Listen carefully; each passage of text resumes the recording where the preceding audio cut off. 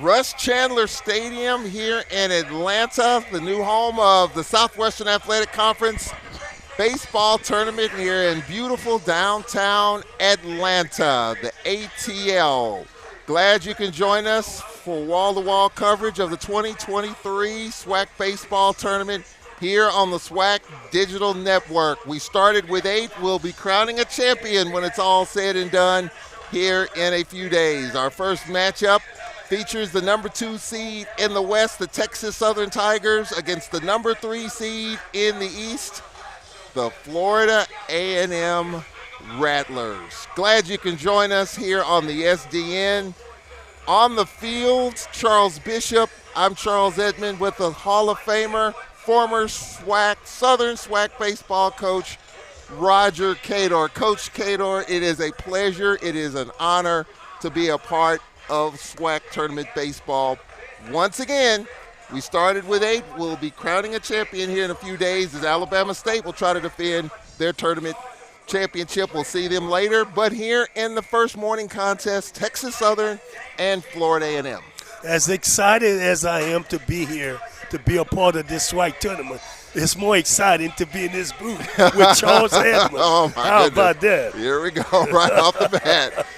Yeah, there's a little story behind this. We'll talk about it as we roll along here in Atlanta.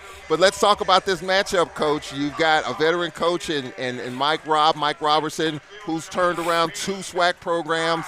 And then you've got former Major League player, FAMU coach Shoup, who's been a part of this program for some time, and his team is elevated for the 2023 tournament. Yeah, I like this matchup. I think pitching for FAMU versus offense for Texas Southern. But if this, so we'll see what happens as the game goes along here.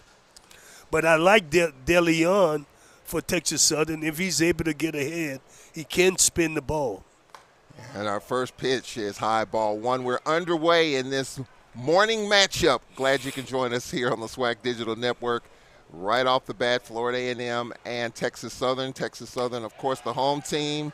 So for Florida A&M, Ty Jackson at the plate, 378 during the regular season with 3 home runs and 24 runs batted in. There's a fly ball down the left side. And is there a play here? No. We are actually on the campus of Georgia Tech here at Russ Chandler Stadium, a new home for the SWAC baseball tournament. Should be interesting here, Coach. New venue. The teams didn't get a chance to get a lot of work in the field here yesterday because we had some rain. They had the indoor batting cage, and over in the football practice facility, they got some ground balls in their time. But interesting to see how it'll work out here, coaches. This is really the first live action on this field. Here's the next pitch fouled straight back. So you look at this matchup, Coach, Florida A&M. What do you see in Coach Shoup's team here as the Rattlers make the trip from Tallahassee? Well, I didn't get to see much of them because they're in the East. I saw mainly the western half of the SWAC. But I saw them play early in the year in New Orleans, and I like the balance that they presented. The thing that we're going to look for here in Atlanta, even though this stadium seem like it's sunken, Atlanta is above sea level, okay? And the balls have a tendency to carry a lot better. Look here. And it's a swing and a miss. Catcher overran the ball, and it's too late. It's a wild pitch, and the runner at first base in Ty Jackson. The catcher for Texas Southern, Goudot, overran the ball on the swing and a miss. Something you really don't see. If the ball is not in front of you, you really knows that it has to be behind you. See what that is. Or he thought he had the ball. There, now I see. Yeah, he thought he had the ball in his glove. So it's okay. First hitter, you hope that you can overcome it. It doesn't hurt the team. Leadoff is on for Florida A&M. Next for the Rattlers, it'll be Ty Hanchey, 379, the average during the regular season with 9 home runs, facing Abraham De Leon, who won 6 games during the regular season, 6-1 with a 410 earned run average. What do you see, and you had a chance to see Texas Southern, what do you see in De Leon in terms of trying to slow down these Rattler hitters? Well, I mentioned if he gets ahead, he could be difficult because he has the ability to spin it.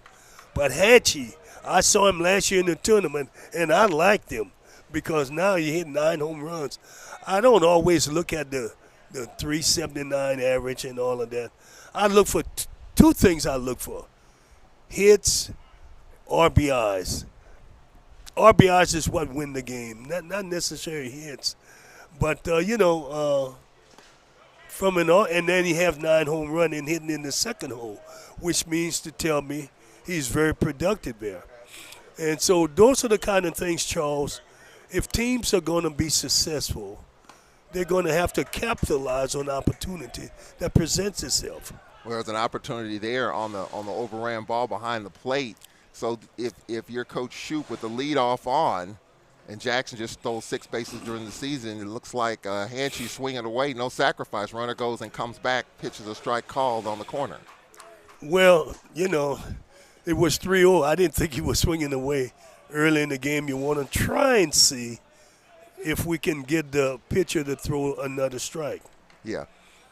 What you see here, obviously, things get micromanaged in the tournament. Situational baseball with the leadoff on here. And the count 3-1. And now 3-2. So you battle back from 3-0 to 3-2 here. An interesting pitch will be a hit and run maybe? Well, you wouldn't say hit and run. He's sending the runner. You don't hit and run with 3-2. You send the runner. Because if you hit and run, you force a guy to swing at a ball that may not be a strike. You got me? That's the difference, when you say hit and run. So you would send the runner here on 3-2? You would send him, oh, yeah. And then allow the hitter to make a determination whether the pitch is a strike or ball to swing. The count is full to Hanchey. The runner goes here. Called strike there. Throw across here. And he's safe at second. Jackson is living in really good luck here today. He should have been out twice. Well, we've had a couple of drop balls by Texas Southern here. One behind the plate and a drop there. And it'll bring up Jared Weaver, the senior, 298 during the season with 7 home runs. So Florida A&M with an early opportunity here in the top of the first inning.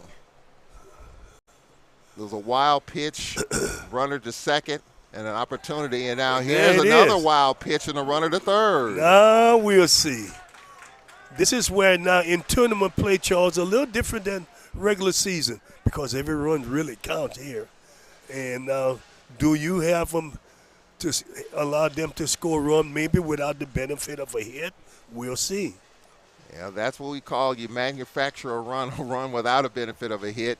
And the pitch to Weber is low. Weber, the right fielder, 298 during the season with 7 home runs. And you talked about the RBIs, Coach, 37 runs batted in. No, not bad. I like Weber, too, last year I saw him play. I thought FAMU had some potential kids that could be good offensive producers. The thing that DeLeon is doing right now, Charles, is that he's behind. And I'm telling you, he doesn't want to pitch that way. You want to try and stay ahead because then it allows you that to spin the ball. And I said spin. I don't know if it's his curveball, but I think it's a slider that he throws. The count is 3-1 and a chance for the Rattlers here in the top of the first.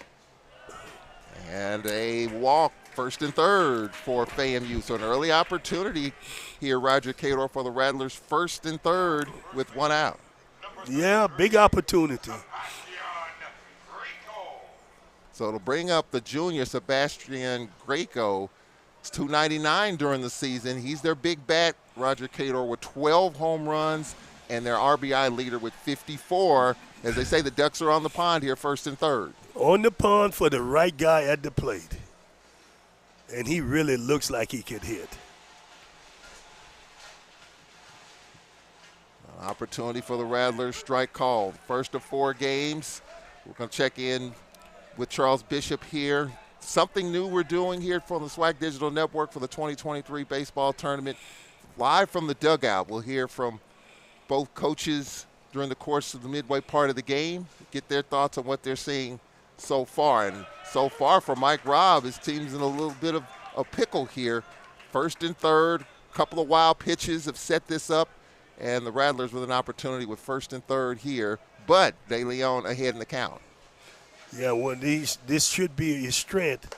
There you go. You could do a lot when you get ahead in the count, Charles. He went up the ladder a little, you know.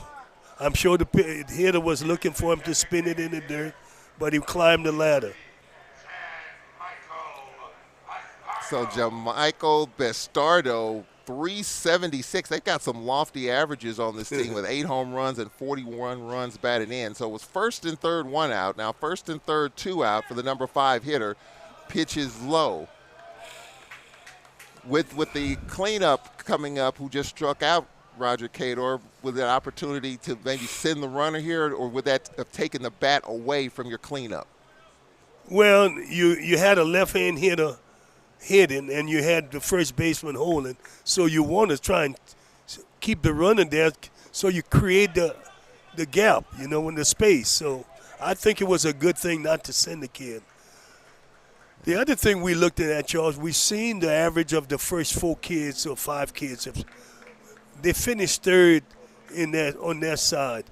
Why, with the pitching they have, they finished third with those kind of average? I don't know. Now, we know Alabama State was head and shoulder above the other teams. And then Cookman, so was pretty good. Cookman has really good pitching, by the way, Well, that's something we'll talk about, because a number of coaches that I've talked to yesterday, when you compare East and West in terms of pitching, and I've kind of felt this. Here's the 3-0, low ball 4, and they're loaded up here, Roger Cador. Bases loaded, a good opportunity for the Rattlers with the bases loaded. This is where it takes you 1 hit now. Remember, you can get 2 runs with the benefit of 1 hit. And that's the way to do it if you're ever going to win a bunch of ball games. This is where hitters are invaluable, hitting with men in scoring position. Well, they have 3 runners on here. They're loaded up for Joseph Perini, the freshman who hit .312 during the season with 6 home runs. This pitch outside, ball 1. You talked about this pitcher, De Leon, behind in the count. He was ahead of the count a couple of hitters. Now the last couple of hitters he's been behind, and he's behind here 1-0. Yeah, it's ironic. And you might have put yourself in the hole here to face this hitter. Now it's 2-0 the count. As you see the pitcher, De Leon, just trying to get his footing.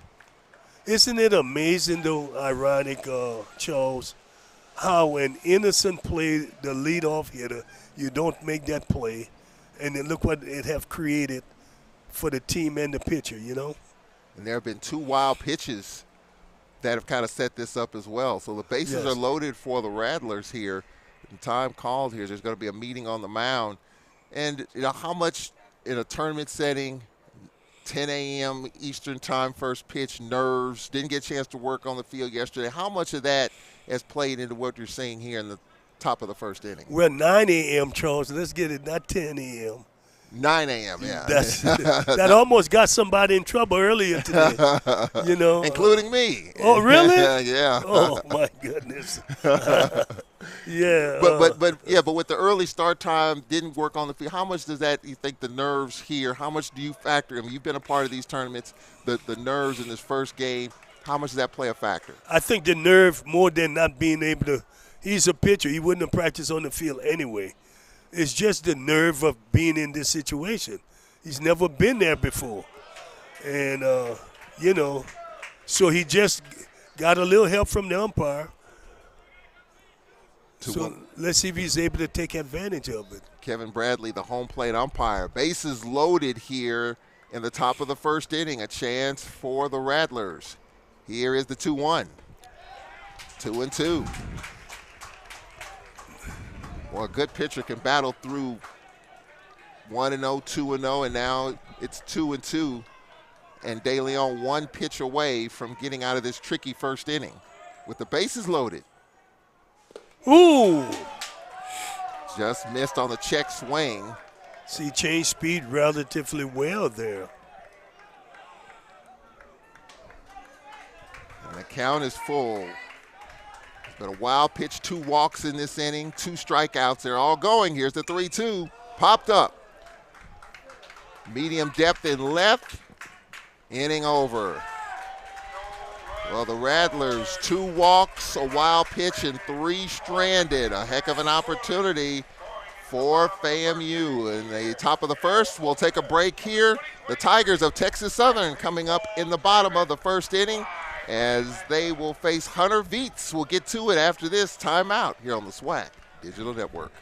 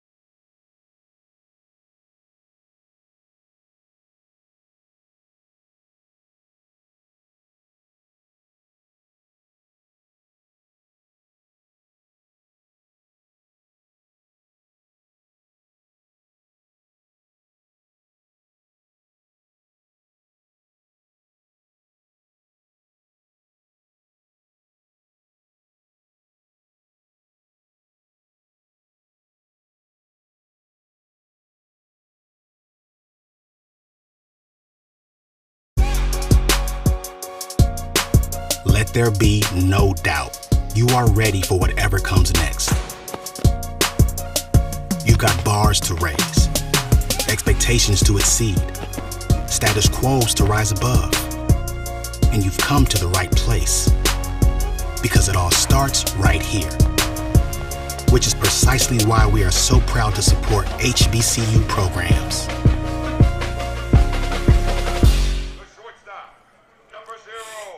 Texas Southern coming to bat here in the bottom of the first inning. In case you missed it, a great opportunity for FAMU in the top of the first. A wild pitch, couple of walks, the bases were loaded, and the Rattlers left them loaded in the top of the first. Texas Southern coming up here in the bottom of the first. The shortstop, the junior CJ Castillo, 361 his average with 6 home runs, batting here in the first time in the tournament, facing the Rattlers' best Hunter Viets, 5-1 during the season, and the count is 1-1. Underway here in the bottom of the first inning with our producer James Crenshaw, Charles Bishop down on the field, Roger Cater, the Hall of Famer. I'm Charles Edmond, glad you could join us, and the count is 1-2. Now Viets is supposed to be that number 1 pitcher, and so he should be able to keep everything under control, throw strikes here. He missed a couple of starts during the regular season with some arm tendonitis. So now, hopefully he's almost 100%. So we could really see a good pitching performance today. Yeah, the count is 2-2. And speaking of pitching, I wanted to bring up a point here early. Here's the 2-2. Ground ball in the hole, deep short, backhanded there. The throw across, couldn't scoop it. Probably will be a base hit. He's just running down the line. As the Rattlers shortstop down the line, Jalen Niles with the backhand, as you see, but he was deep in the hole, in the shortstop hole. Third couldn't get it. Niles made a strong throw. I tell you, had he caught the ball, he would have been out. Let's see how they score that. It's a hit. It's a base hit, yeah.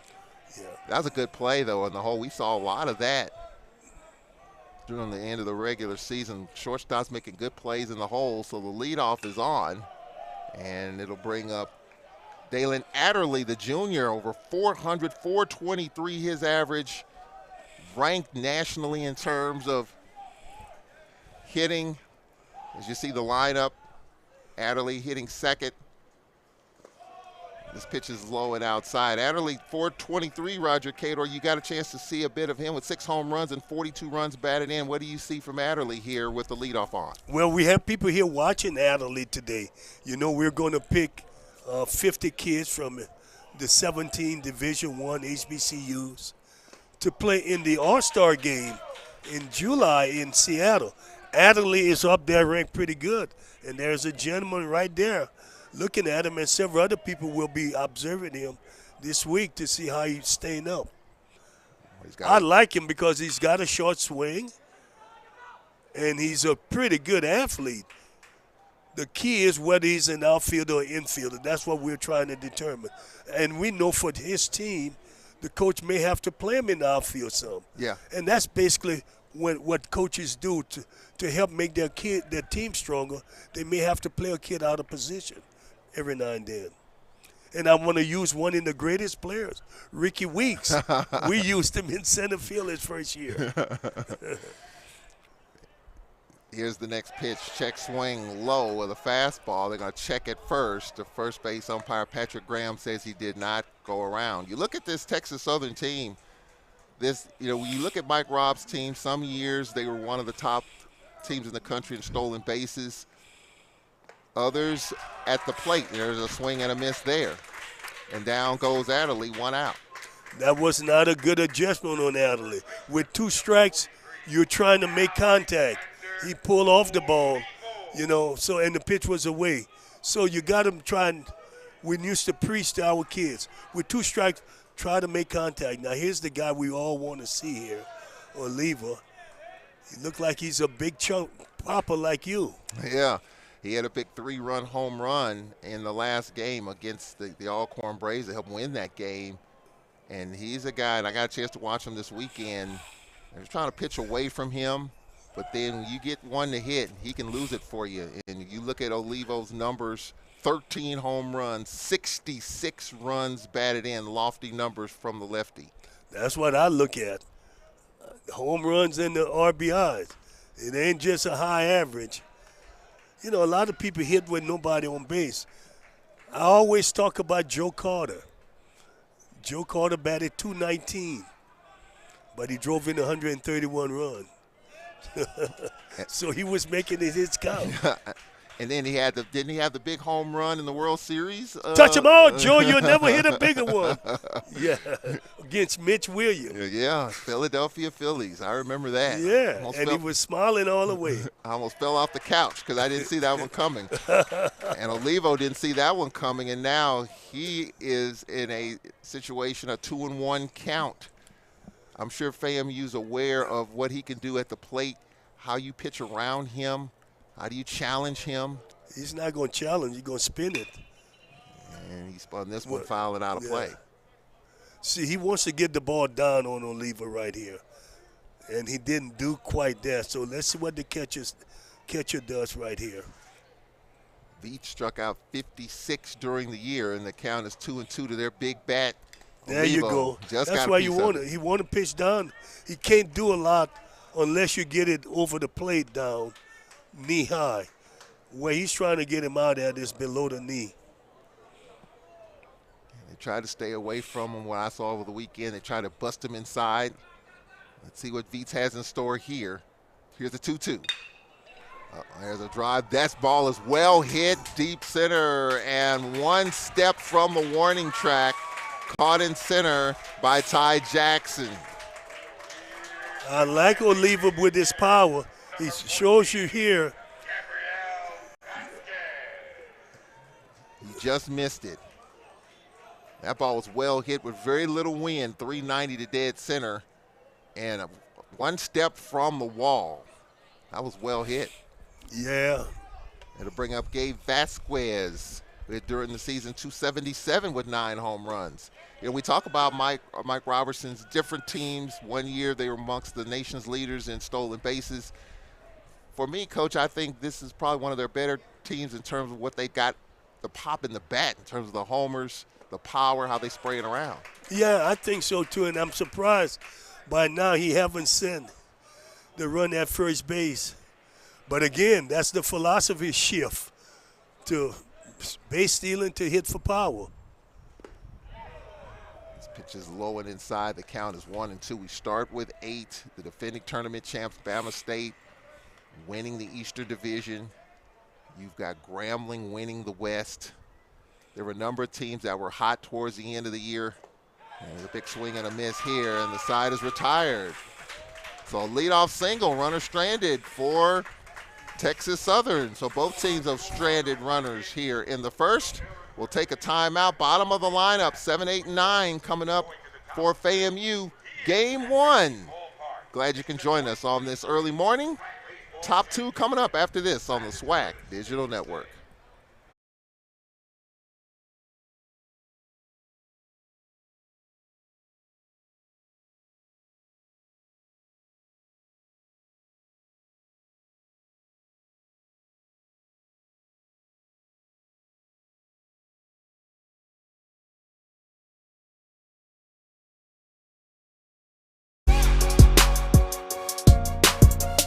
Let there be no doubt. You are ready for whatever comes next.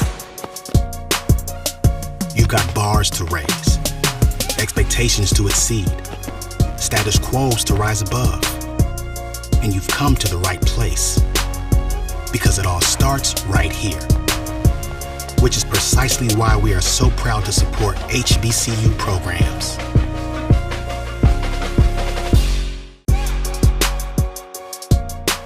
Let there be no doubt.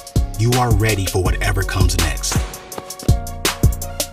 You've got bars to raise, expectations to exceed, status quos to rise above. And you've come to the right place. Because it all starts right here. Which is precisely why we are so proud to support HBCU programs.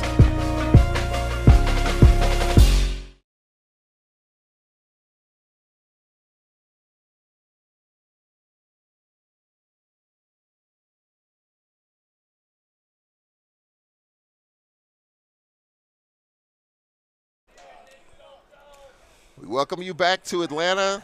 Top of the second inning. Adam Hadermana at the plate for the Rattlers. The first pitch strike called. 294 during the regular season with a couple of home runs and 24 runs batted in. In case you're just joining us, FAMU had a heck of an opportunity in the top of the first. There's a fly ball here, medium depth, left center field. With a sun field in this early morning, the catch is made in center field, one away by Chase Cromer. We're underway here in the top of the second inning.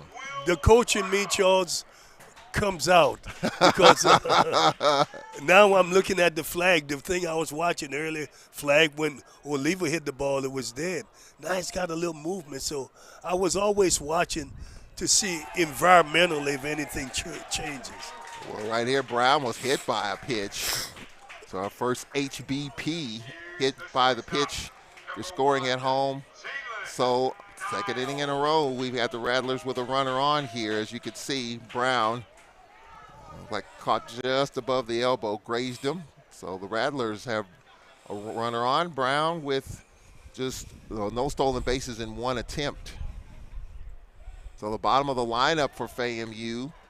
In case you're just joining us, the Rattlers had the bases loaded, a wild pitch, and 2 walks. They had the bases loaded, left them stranded, and here Brown was hit by a pitch with 1 out. So the Rattlers, the better of the opportunities here early in this game. Pitch from De Leon. There's a little dribbler, backhanded by Olivo, throwing over to short it out there. Olivo has a low throw, but got the lead runner, Brown, at second. Let's take a look at that here, Coach. Olivo with the nice backhand. And his momentum carrying him towards second. And it's just an easy toss. A lot of time kids got to watch it. They see major league players do things, and they try. What we would say to Oliva in this situation, you got it, gather yourself, and then make the throw. But he tried to throw on the run and almost threw it away, you see. It's hard to throw when you're moving. That's why we tell guys, you see big leaguers do it, but they've done it thousands of times. You know what I'm saying? Yeah, that was a pretty good throw. His momentum carried him towards second. But good pick up by the shortstop. And we're back to the top of the lineup, and Ty Jackson got on base with a wild pitch his last time up. And the flip side of that, if you're going to be a winning program, the throw Oliva made the shortstop pick, you have to make those plays in order to win.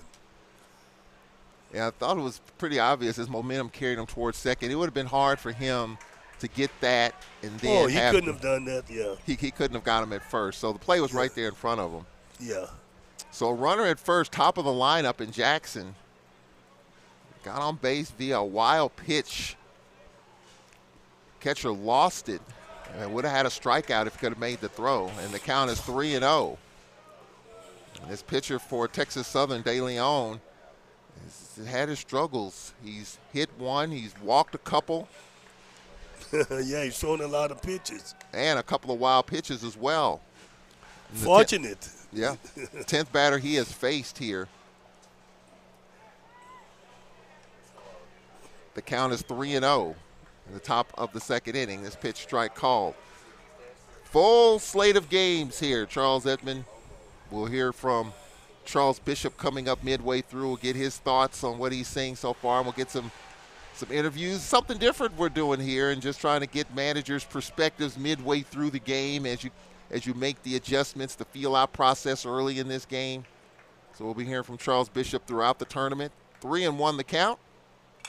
As a fly ball right side. Centauria Black will bring home the back half here of day number 1. He'll bring home the last couple of games. Should be fun as Bama State trying to defend their tournament championship. They won it last year and played in the Tennessee Regional a year ago. Here's the 3-2. Runner's going. There's a ground ball foul. Sending the runner here, Roger Cador, with a full count. Yeah, well, you should. And you have, is it 2 outs? I can't see on the scoreboard. Yep, you have 2 outs with the fielder's choice and a fly ball to center. Right, so you should send him on that particular play. Yeah, full count, 3-2. The runner will be going here with 2 out. Chopper foul down the third baseline. Brian Clark, our third base umpire, just trickled down the line. Good day here for baseball. Humidity low throughout the course of the day. If you're coming to Atlanta, the weather should be fine. Later in the week, though, when we get into Saturday and Sunday, things change a little bit weather-wise, but very comfortable here in day 1, game 1 here in Atlanta. Here's the 3-2. Slap to short, backhand in the hole again. One hop, did he get it? Ooh. Yes. Good play in the hole. Castillo, a one hopper to Olivo. The side is retired. Let's take a look at that before we go to break. He did that plenty, got his balance, got his body. Whoa, what a good play. Yeah, bang, bang play. As you see, they rewinded a little bit. It's not being challenged. So that'll send us to a break. Middle of the lineup coming up here for Texas Southern. Roderick Coffey, Chase Cromer, and Jeffrey Mercado coming up after this from Atlanta on the SWAC Digital Network.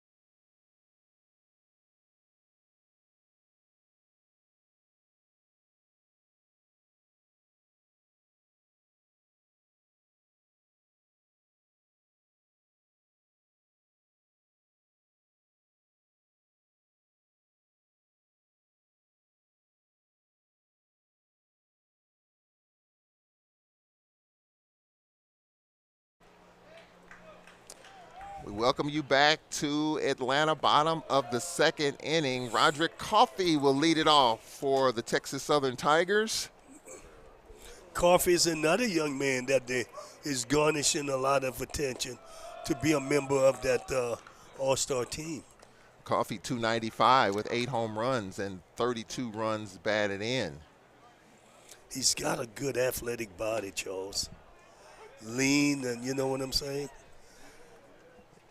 He passed the pitcher test. What is the pitcher test? the picture, taking a picture, how he looks. Oh, there's Well, a how shot he look, to show. yeah. Oh, okay. Oh, come on. I'm slow, Coach. Well, okay. He passes the eye test. That's Okay. where I was going. Yeah, okay. When you say a picture, I'm thinking like picture, P-I-T-C-H. You're saying P-I-C-T, you are picture. He looks the part. Okay, I got you. Well, I better say passes the eye test. Yeah. You have to simplify things for me, Yeah, Coach. well, I know. I made it a little difficult. A line shot to short, 1 out. Here's Cromer trying to bunt his way on. Beats, nobody covering, and that's our single. Now, that was lack of communication. The pitcher should have called it all the way, and then the first baseman maybe had a chance. See, whereas the first baseman should have never, the pitcher had it, or let the first baseman get it and go to first. It could have happened a couple of ways on that. First baseman grab it and give it to the pitcher, but the pitcher made a good play, just that the first baseman was in no man's land. Yeah, and if the first baseman got it, the second baseman would have been the covering. run. Oh, he made it back in. Now, that's an athletic move right there. Boy, we've seen some interesting situations early on. Runners stranded, a couple of wild pitches, a batter hit on a bunt attempt. No one covering first, so a lot of activity here in the early moments of this game. Oh, with 1 out, a chance for Texas Southern at the bottom of the lineup. Jeffrey Mercado, 283 during the season with a couple of home runs and 21 runs batted in.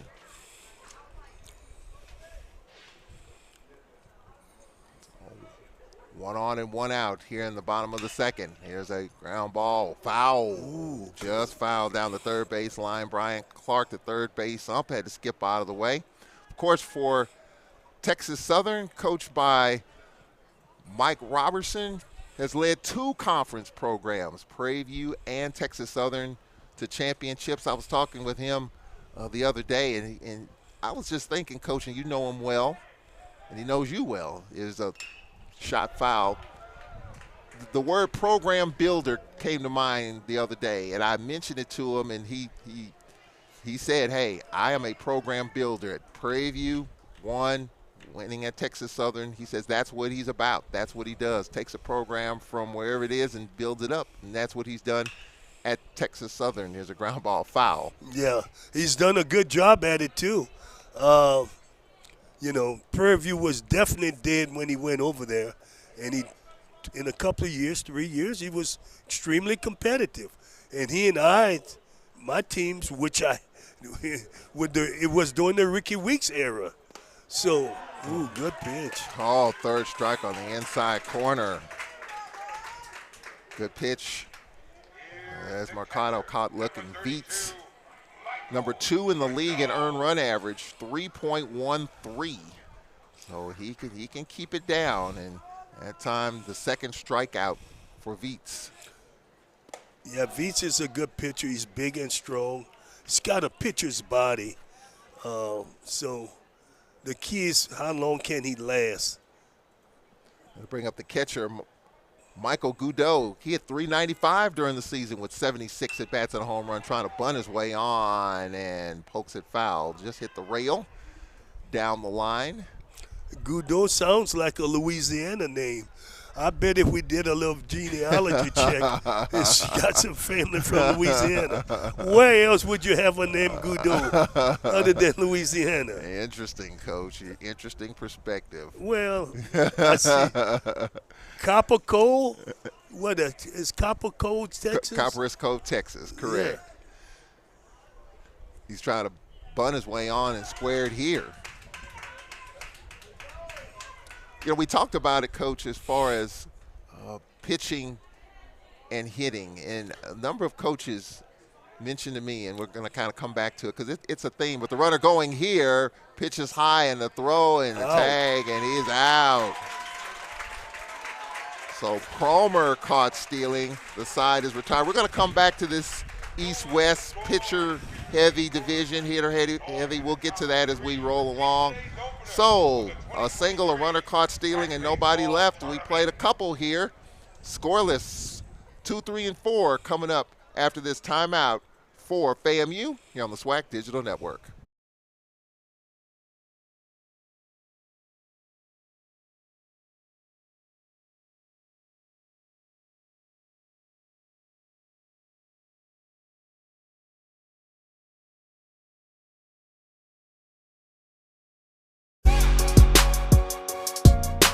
Let there be no doubt. You are ready for whatever comes next. You've got bars to raise, expectations to exceed, status quos to rise above. And you've come to the right place, because it all starts right here. Which is precisely why we are so proud to support HBCU programs.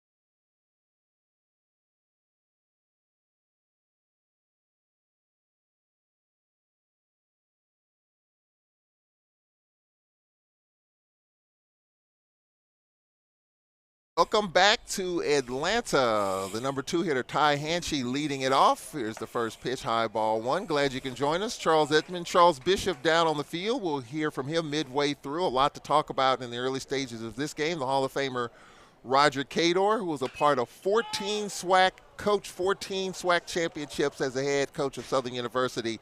Second year he's been doing this. Coach, a lot of people were asking in the build-up to this tournament, is Coach Cador going to be on the broadcast? Yes, sir. Yes, ma'am. Absolutely. And glad to have you, Coach, here in Atlanta. And the tournament, obviously, in a new venue. We were in Birmingham this time last year. How do we get here, you ask? We'll talk with the commissioner, of course, and you obviously have a hand in some of those things, and we'll talk about that.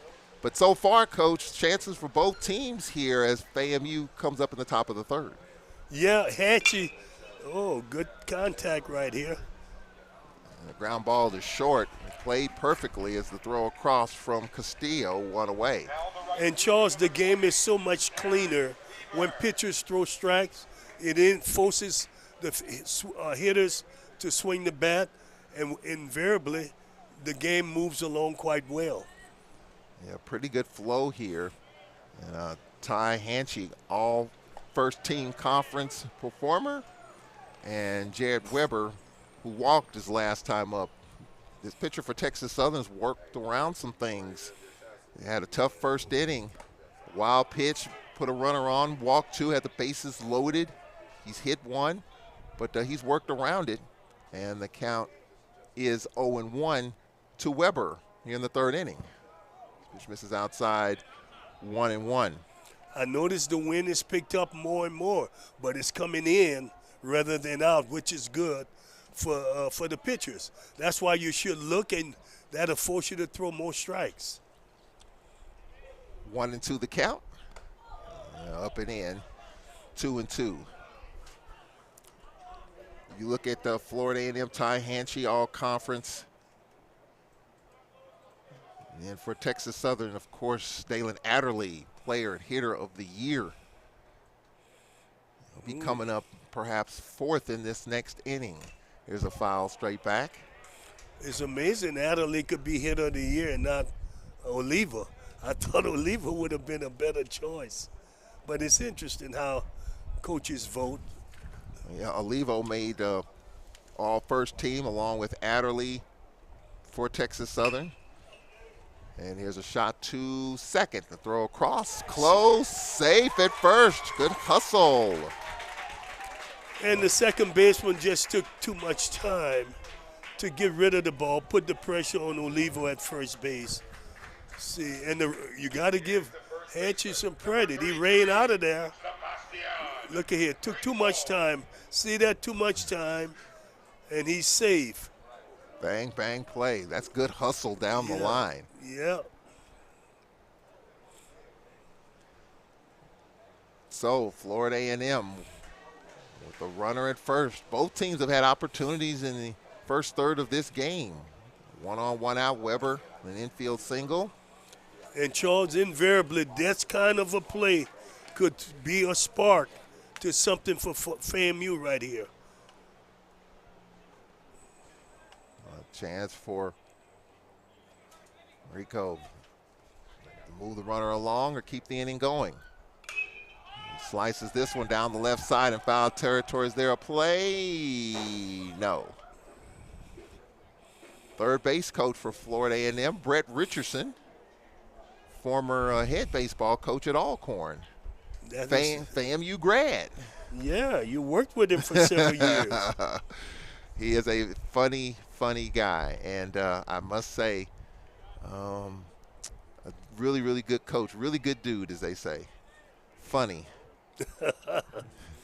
And has a new addition to his family as well.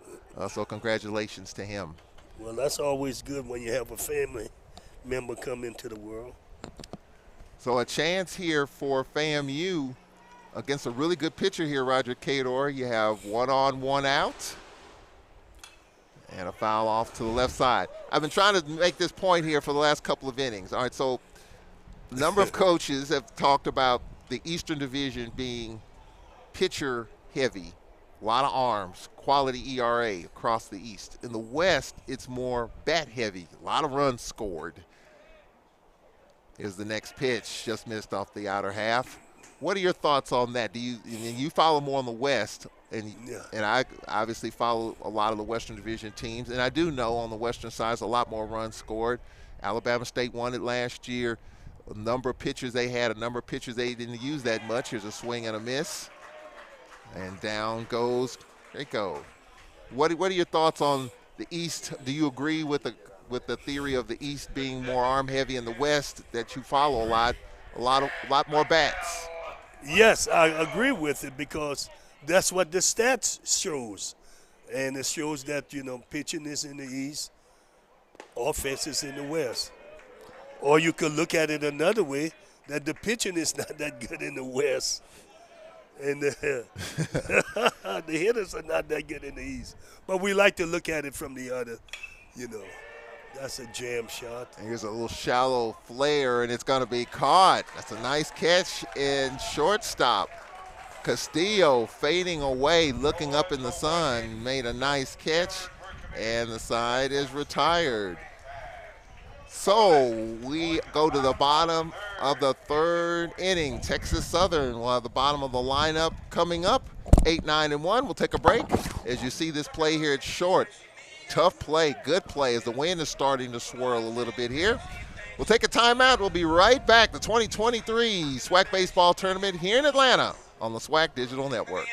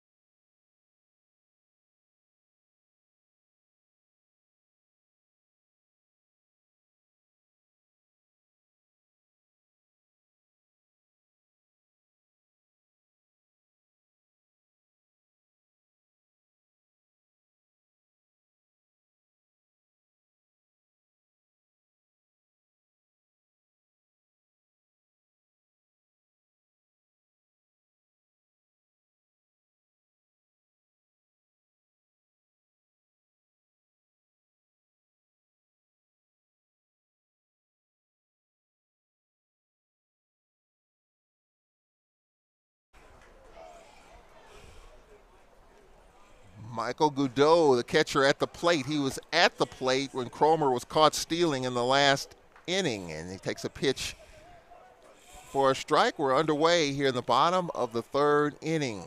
He just wanted us to mention that name again. Goudreau. Michael Goudreau.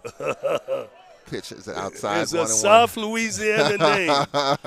Anybody listening, let us know. Yeah, he's from Copperas Cove, Texas. Yeah, but that name is a Louisiana name. Somebody happened to move that to work. Here's a bunt right back to the pitcher, and Veets a long underhand toss. One away. Goudreau looked like he run pretty good, too. I could see him being a little football player running back in high school.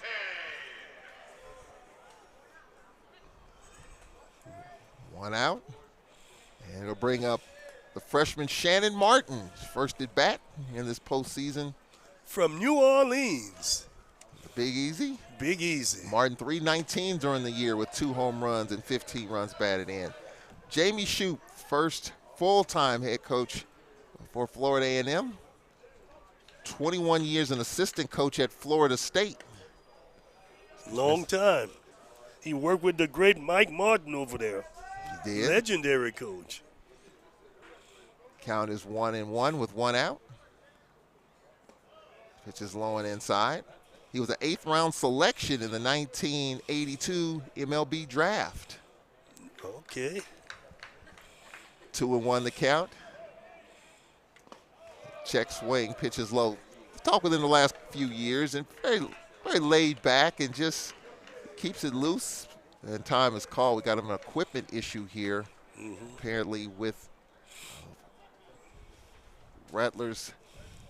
And Charles, we were talking about the defense, the pitching in the East and the hitting in the West. Yes. It's ironic, though, how this all evolved when you're one conference and then everybody's so split on where the best pitchers are and where the best hitters are. It's really ironic. And that would have never been the case when I was coaching back in the days. Because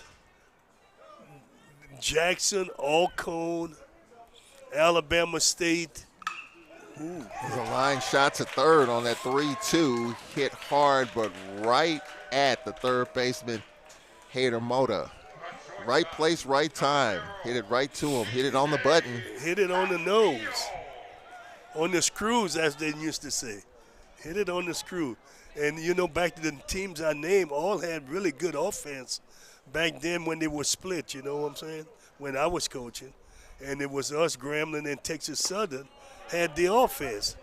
But Southern and Grambling really had good pitching. That really made it.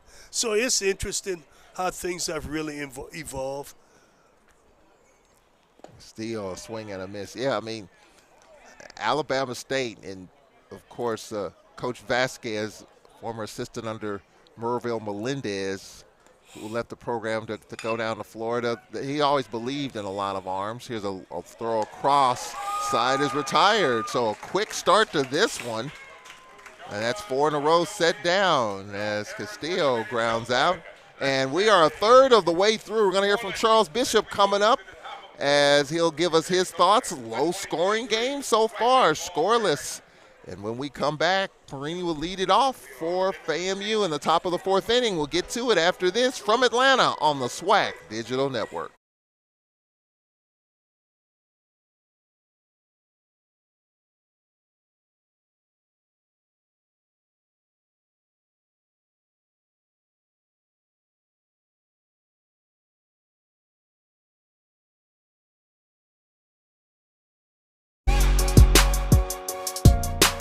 Let there be no doubt. You are ready for whatever comes next. You've got bars to raise, expectations to exceed, status quos to rise above. And you've come to the right place. Because it all starts right here. Which is precisely why we are so proud to support HBCU programs.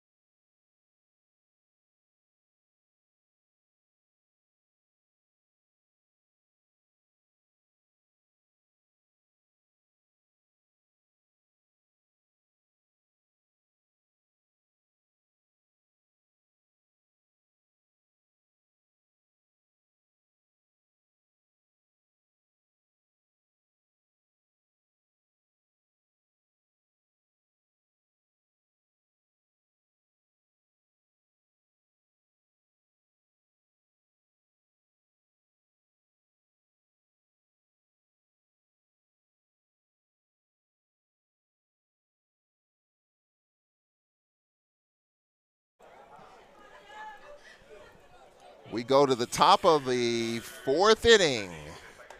Good one so far. No score. No runs. A hit for FAMU.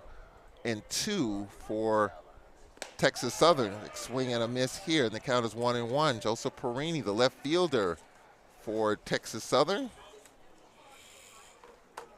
Perini fly to left his last time up. Chances for both teams. This pitch is inside. Perini's got a good Italian name. Joseph Perini. Perini trying to get the inning started. This pitch is low. Perini's got a pretty good short stroke. It's just got to make sure you swing at strikes right here. You got 3-1. You got him where you want him. Ooh, right there. Right in his wheelhouse. The count is full 3-2. I think so many times young people take the overswing, Charles, and it has a tendency to pull off of the ball some when you overswing. Here's the 3-2. Call, third strike on the outside corner. Perini caught really looking. Good looking pitch right there. It's the 3rd strikeout. Here's the third baseman, number 13. As we take a look at the pitch here, Coach, I think it might have caught the outer half. It did. Look at that, Charles. Curve. Good pitch. 1 out. Hader Motor at the plate. Fly to center his last time up. Pitches outside. Looked like, Coach, both pitchers kind of settling in here as we are more than a third of the way through this game 1. Well, they are, and, we always want to remind people in tournament play, the first games always going to be pretty good, low-scoring game because you got your number 1 arms going, you know what I'm saying? So when you get to day 3, that's when more runs are scored because then you at the bottom of the barrel. Good piece of hitting right there. Taking it the other way. Yamamoto, 1-out single. Just took that outside pitch the other way. Took it to right. Yeah, he didn't overswing. So we're at the bottom of the lineup here for Florida A&M. And we bring up Will Brown, who was hit by a pitch his last time up. As we take a look at this, Coach Kador on the outer half, just took it the other way. Yeah, right there. Good piece of hitting. So, see, if he had tried to pull that, he would have turned over on the ball. see at the bottom of the lineup, do some running here, pitch up and in. You know, they did the softball tournament, Coach, a couple of weeks ago, and what we saw in softball, and this is different, obviously, softball and baseball. In the first game, some of the teams went with their number 2 arms. Really? Yeah.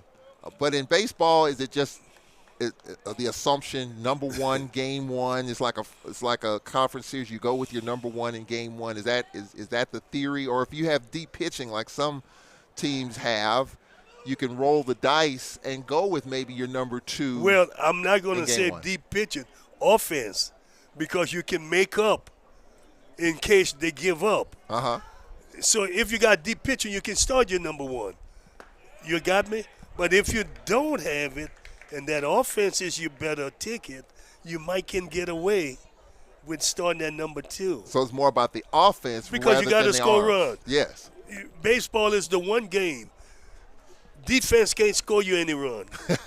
You have to score on offense. Yeah. You have to offensively score runs. Yeah. So that's why. Now, I don't know what the philosophy is in softball, but you better make sure if you start that number 2 in the game 1, you got a high chance of winning, or you get in that loser's bracket, and it could really make things tough. Yeah. Runner going here is a fly ball foul. Now, the question is, you would ask me, have I ever started a number 2? That was coming. I know. That was coming. Yes, sir. And the answer is? Yes. I've done it. I've done it. How long did you think about it? Were you grinding your gears on that? were you sleepless a little bit? No. I didn't lose much sleep.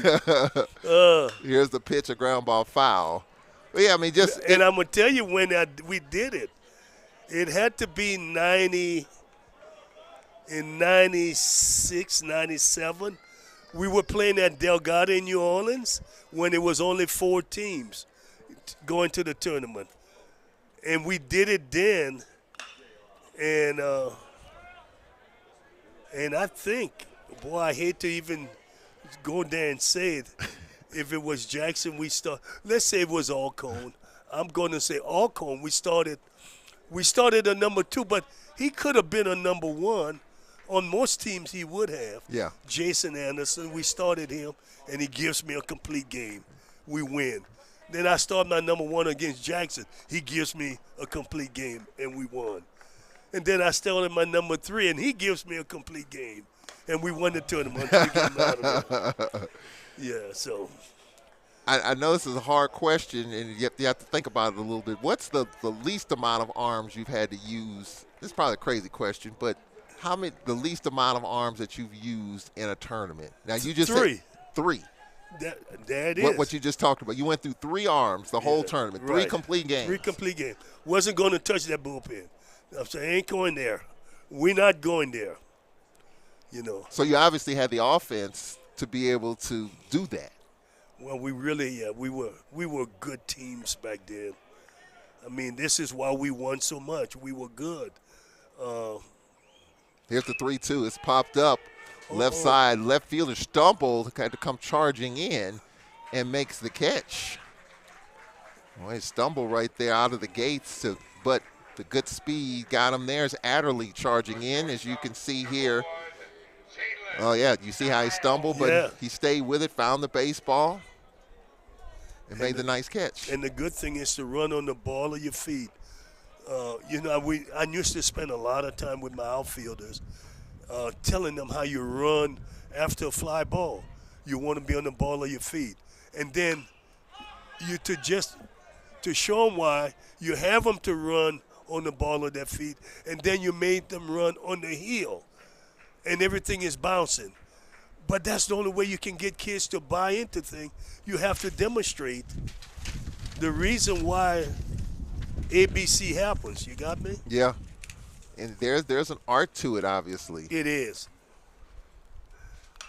There's a fly ball down the right side. A good battle here, Coach. Yeah. I realized, Charles, after coaching, you have to be able to, with young people, you can't fight them.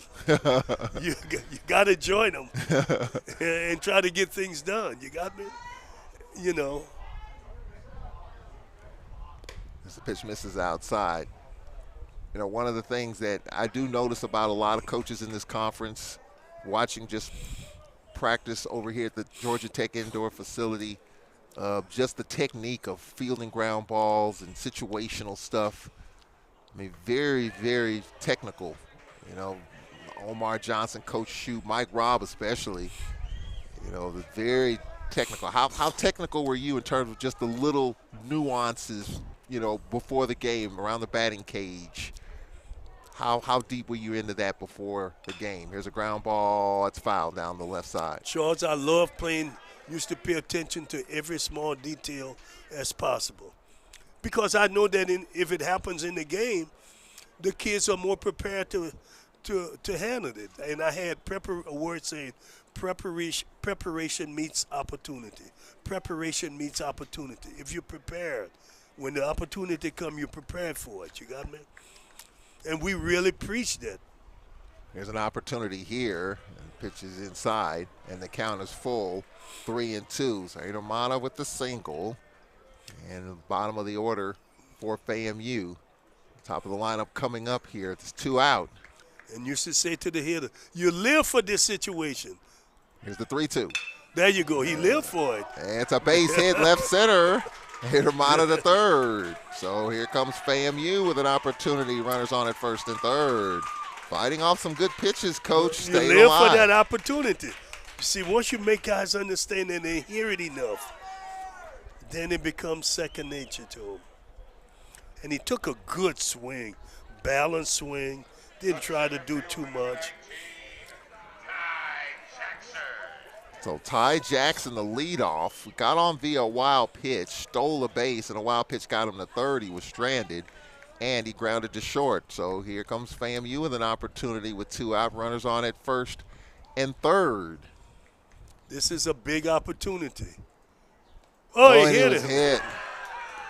The second batter that De Leon has hit. He hit Brown in the second inning. And he hits Ty Jackson here in the fourth inning. Oh, he got a good hitter coming up. So Hanchey with the bases loaded. FAMU had the bases loaded in the first, left stranded. They have the bases loaded here in the fourth for Ty Hanchey, who's 0 for 2. Struck out and grounded to short. You know, baseball is a game of failure, loaded with failure. So he's already failed twice. He's a 379 hitter. The odds are going in his favor that he might be ready now to do something good. But we got to keep in mind, it's a game of failure. With the bases loaded, pitch to Hanchey. Low. Well, you know, not a former, he's a current coach told me about you're talking about a game of failure. You can fail 70% of the time in baseball. That means that you're hitting 300 and make a lot of money.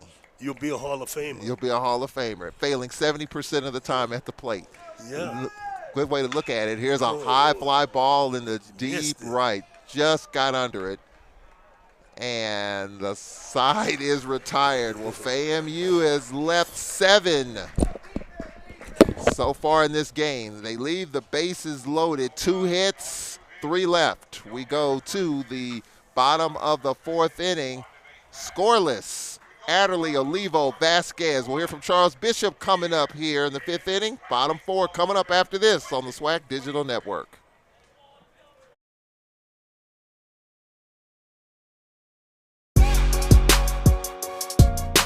Let there be no doubt. You are ready for whatever comes next. You've got bars to raise, expectations to exceed, status quos to rise above. And you've come to the right place, because it all starts right here. Which is precisely why we are so proud to support HBCU programs.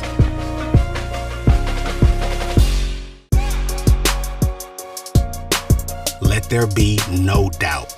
You are ready for whatever comes next. You've got bars to raise, expectations to exceed, status quos to rise above. And you've come to the right place, because it all starts right here. Which is precisely why we are so proud to support HBCU programs.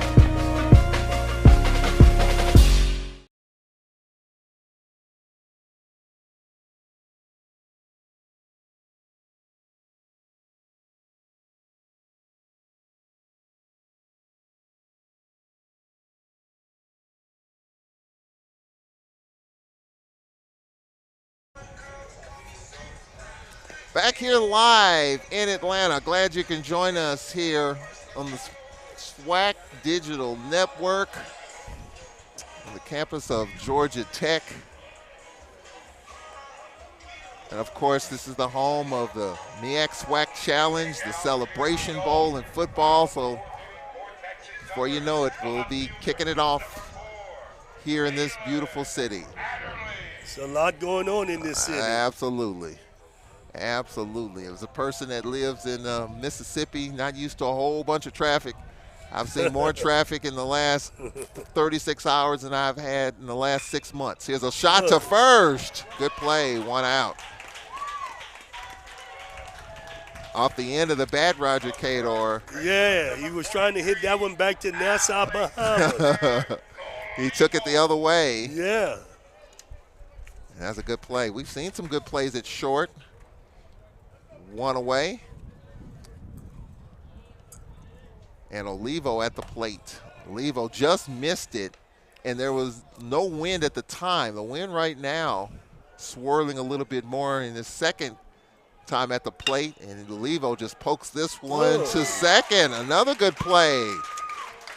This is what happened when you throw strikes, though. You force hitters to swing, and defense make plays. So quickly, 2 away. In the 5th inning, we're going to hear from Coach Shoup. Charles Bishop is down there. And some opportunities for FAMU. Twice they've left the bases loaded. They've left 8. And so they have had the opportunities, the better the opportunities here in game one. Yeah. Vasquez at the plate struck out his last time up. And he didn't give us a good swing at all last time. Let me look. The first pitch strike called, and this pitcher, Veet. Veets, is set down 6 in a row. When we say that, 6 batters in a row set down, and that usually means the pitcher's kind of rolling. You know, Well, and throwing strikes usually. throwing strikes ahead of the count. We've seen that quite a bit in the early going. Here's 1-1. Misses outside. 2-1 the count. 2 out.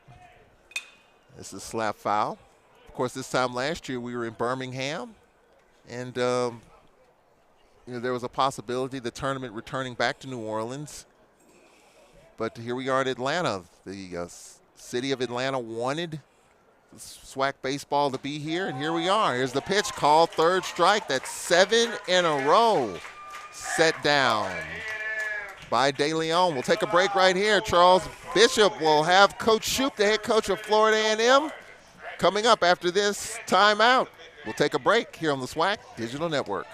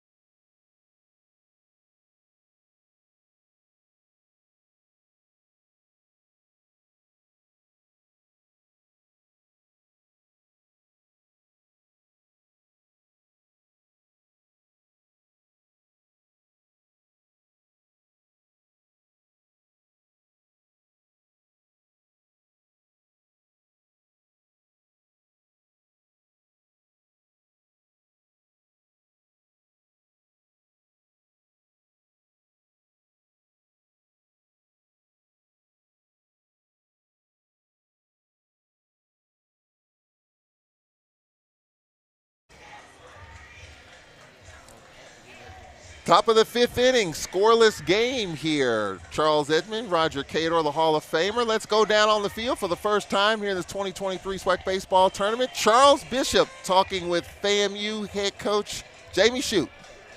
Hey, Coach Shoup, tell you what,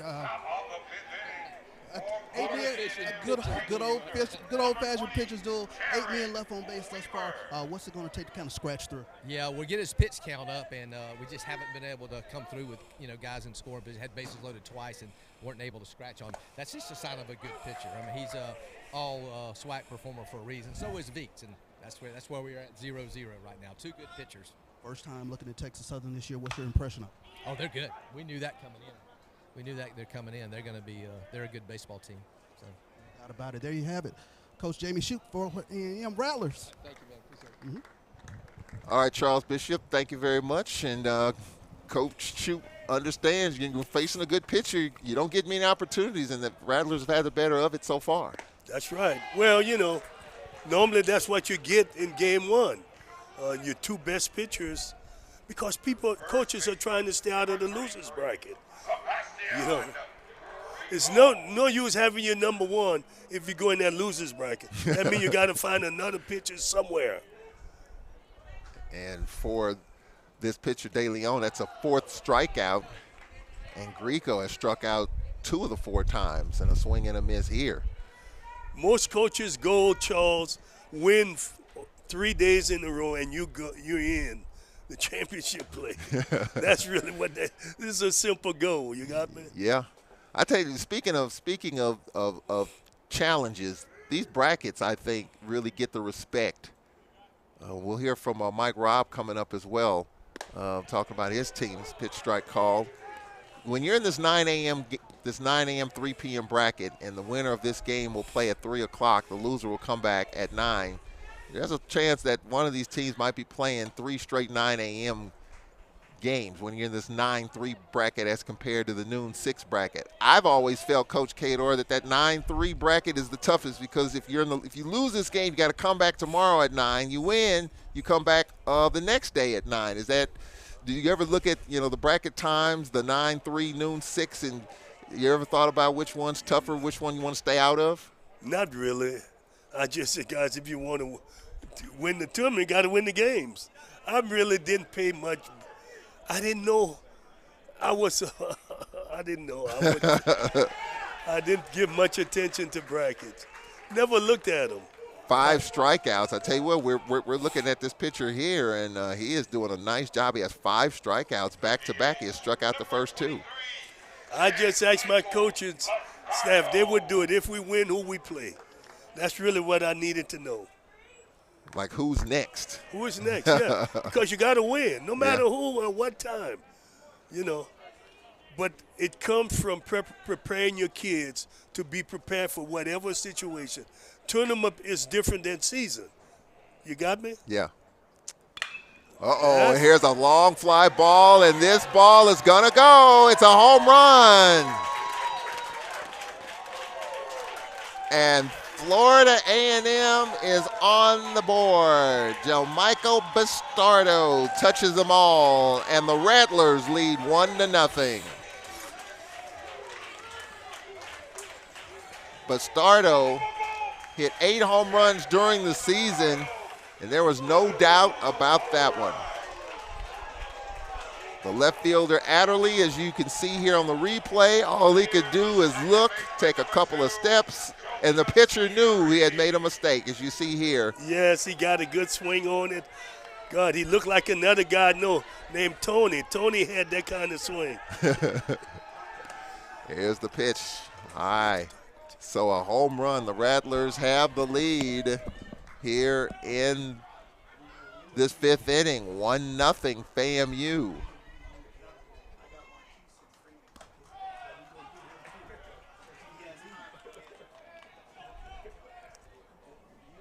Well, the count is 2-0.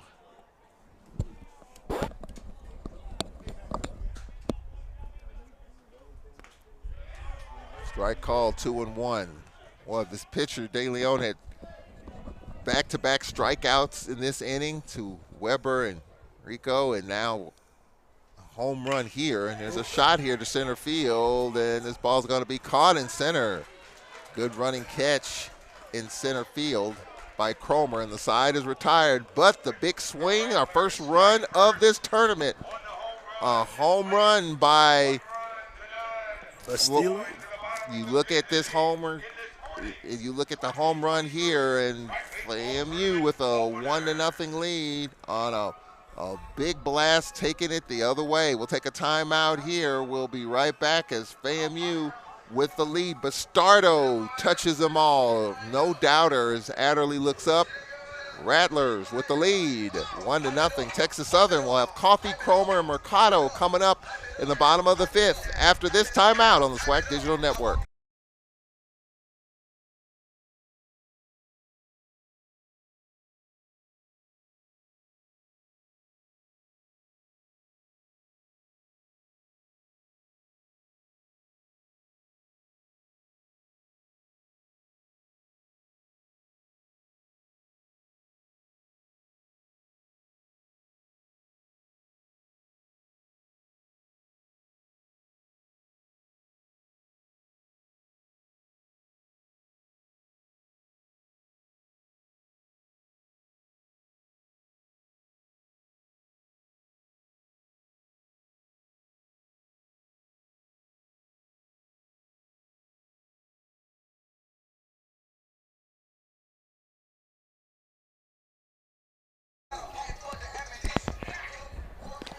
As you see the wind blowing in, but it didn't have a difference on Bastardo's home run a moment ago as the Rattlers with a 1-0 lead. Bottom of the lineup coming up here in the bottom of the 5th inning.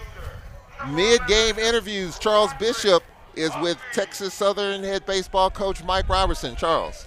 Coach Robinson, you talked a little bit yesterday about the championship mindset. You were able to wiggle out of a couple of bases-loaded jams, but Florida A&M was able to scratch one out this past inning. Yeah, like AB a little nerves early in the game, but now he's settled down. He just left a pitch up over the plate, and they put a good swing on it.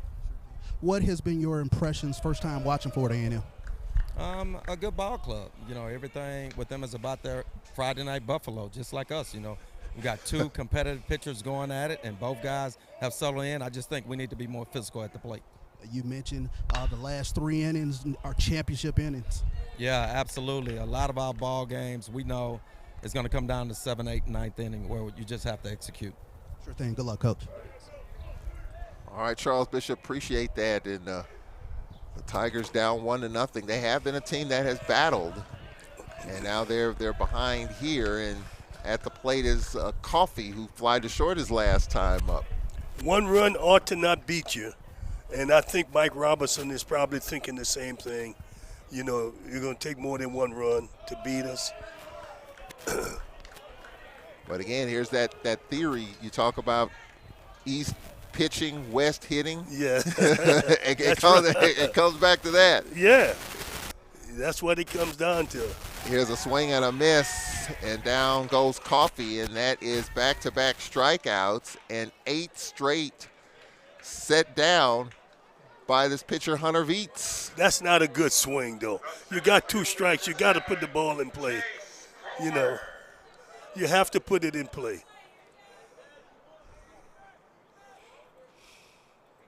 That's a pitch low and away, as you see on the replay. Cromer at the plate. He singled and was caught stealing his last time up. A check swing here. What do you see about Veets, Roger Cador? He's rolling right now. He's set down 8 in a row and heading the count. He's pounding the strike zone, and when he gets 2 strikes, he's off the plate just enough and forcing Texas Southern to swing. So I like his aggressiveness right now. He's what you call with those competitive pitchers, he's beginning to feel it. You know, give me the ball, I'm throwing it. And he's working quickly, too. Yes. Plus, that keeps your defense alert, keeps them in the game. Veets working quickly, brings home the 2-1. It's inside. When you have a pitcher that's working quickly, Roger Cador, and if you're a hitter and you see that, do you step out, call for time just to kind of change things up? Yeah, that's what they really used to do. It's recommended that, hey, step out, break his rhythm. Anything to get the pitcher out of his rhythm is what the hitter should be trying to do. 3-2 the count. Especially when he's mowing them down. He's probably going off the plate here. There you go. And see, he's got to figure out Texas Southern is not trying to go with the ball. They're trying to pull it. And Veets is going to pound that outside corner and threw that one over the plate and jammed him. Good play right here. Dribbler to short, and it slowed down as the ball hit the pitching mound. Slowed down enough for Niles to throw out Cromer. And that's 9 in a row set down, and Jeffrey Mercado stands in. Yeah, if this was a wooden bat, it would have been shattered and had enough wood for winter because he would have broken that bat. That was a good jam shot there.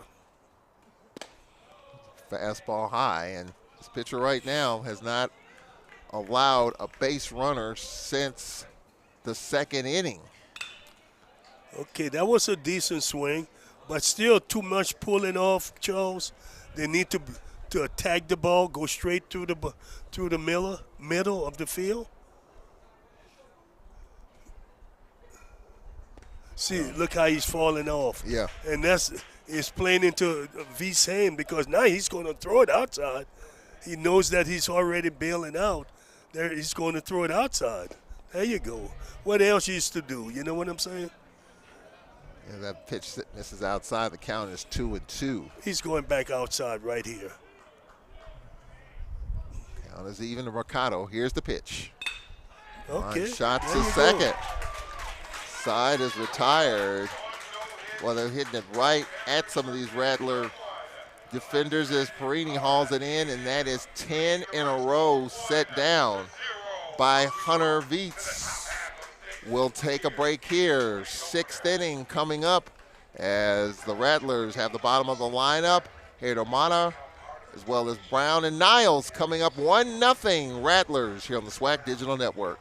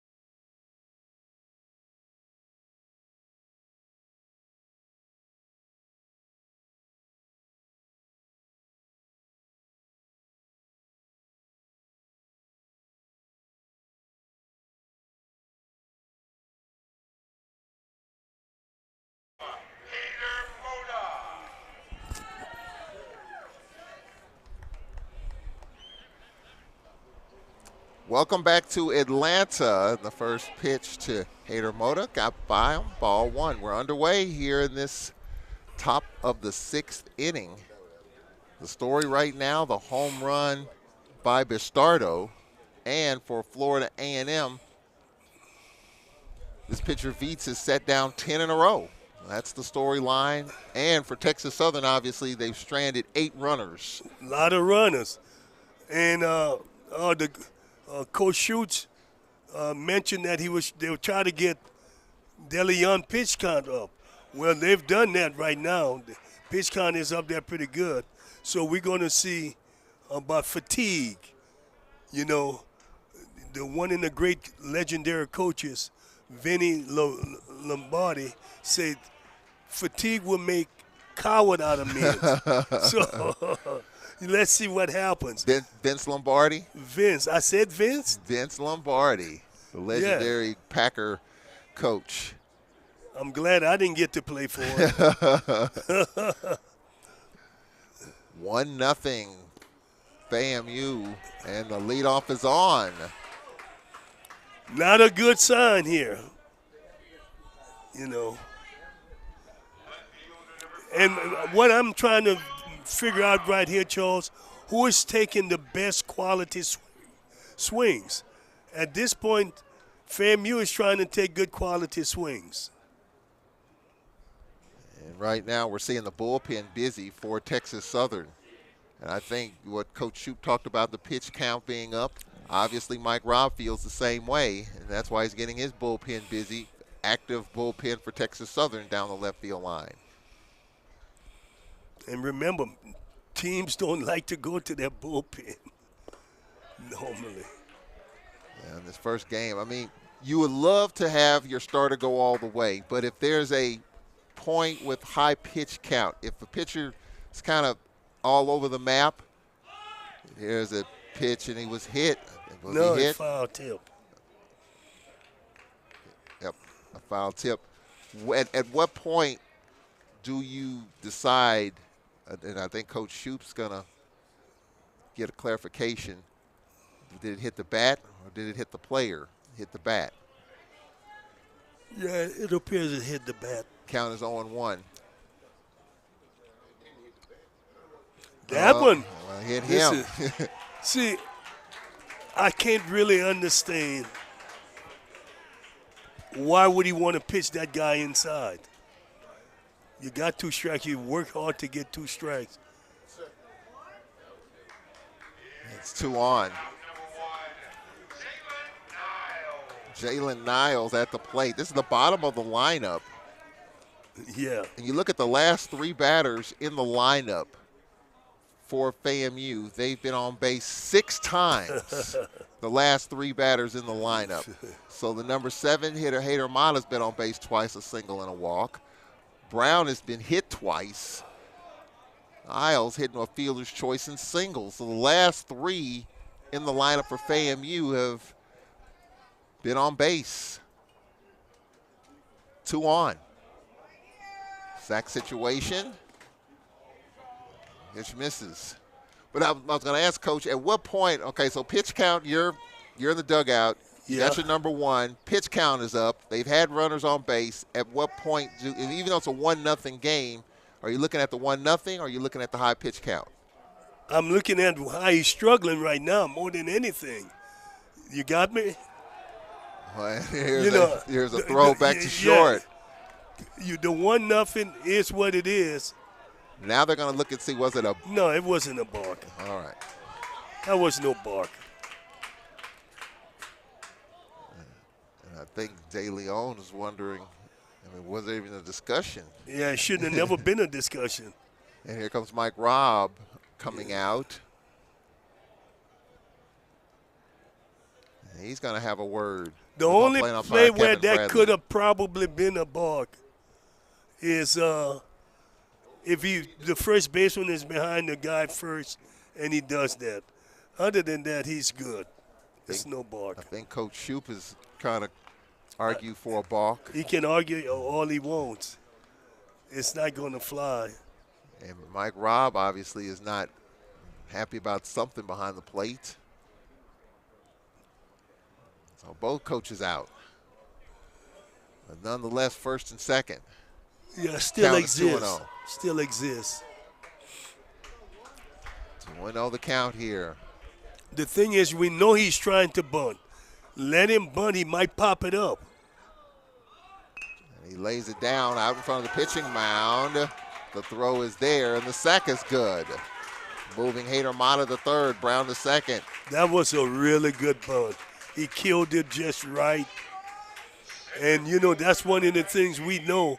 Coach Robertson, they worked on a lot. But the catcher is doing a good job signaling to the pitcher where he should go with the ball. Yeah. And that's what a catcher is supposed to do, take charge. Now we got a visit from the pitching coach. It's the second visit here. The bullpen is already busy for Texas Southern. I always thought, Coach, when you have a bunt situation, the pitcher, when he fields, there's an art to that too, to me. It seems like you got to pounce off the mound first of all. You got to break down, get the ball, then throw it across. Sometimes pitchers rush. Sometimes they fumble the ball. Sometimes they don't make a good throw. There's an art to that as well. Yeah, it's very artful. And as simple as it may seem to somebody looking, trust me, it's not that simple. Yeah. You know how many people don't execute that? Even in the big leagues. It's not as easy as it seems. Yeah. What's the hardest part about that as a pitcher when you're trying to feel that bunt, knowing the situation? Your catcher's telling where to go with the ball. As a pitcher, what's the if you don't listen to the catcher, that's the hardest part. Because you're making up in your mind, I want to throw it somewhere else when the catcher is telling you to throw it to first. Josiah Castro, as you see, throwing in the bullpen for Texas Southern. You see the bullpen work there. We'll have shots of both bullpens as they are being put to use. Castro warming up for Texas Southern. It's second and third with 1 out. Top of the lineup here for FAMU. Jackson hit by a pitch. Wild pitch got him to first and third, stole second, and he grounded to short. So a big opportunity here, Roger Cador, for FAMU to add to their 1-0 lead. They should not let him off the hook here. Somebody's got to pay for being in this situation. Oh, my. Fouled it off to the left. Again, if I was in the third base coaching box, I would be saying, you can't let him off the hook. You got 2 strikes, make an adjustment, just put it in play. Put it in play. Don't pull off of it. He's choking up, which is good. He's spread, and he's making all the necessary adjustment that I would want seen want to see. Ooh, that's a good-looking pitch. What do you think that that mound visit was for? Second and third, just situational baseball? Yes. Or just to keep the bullpen, just to give more time for the bullpen?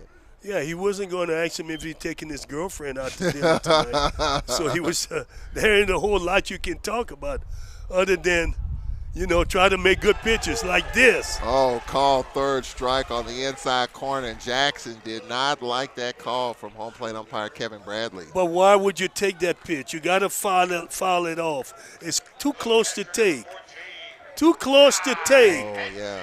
Too close to take. And it was a hanging curve.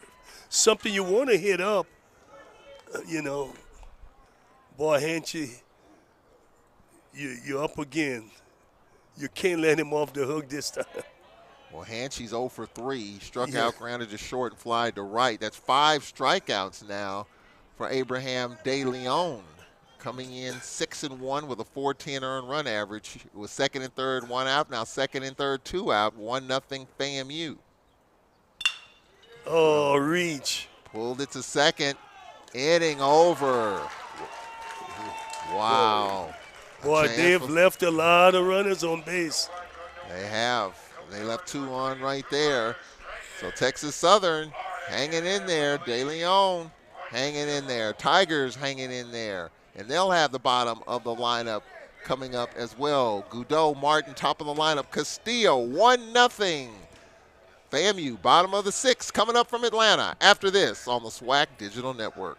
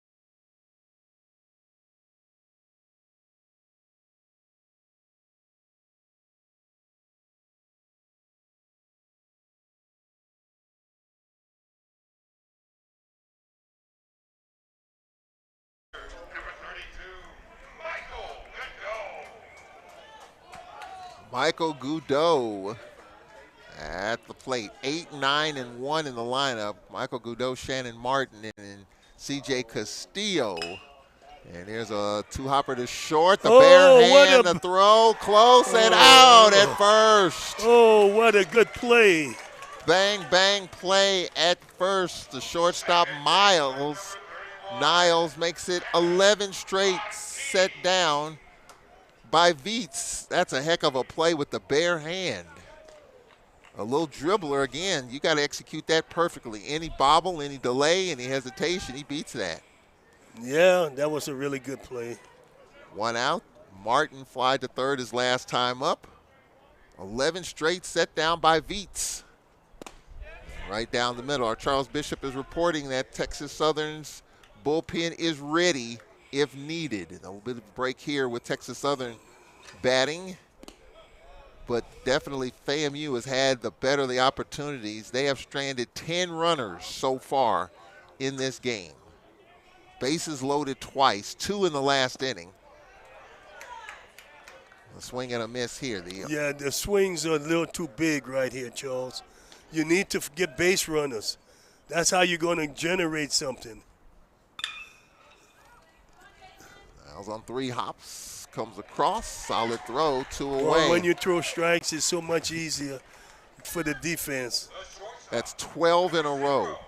Set down. And the majority has been lying out on ground balls. They've had a lot of ground balls. So Veets is doing his job. He's going to take him deep into the game. His pitch count is low, and he's throwing a lot of strikes, and he's pitching with confidence. The last base runner for Texas Southern was Cromer with 1 out in the second, and he goes up swinging. And you talked about the 12 in a row set down. See, 1, 2, 3, 4, 5 ground balls.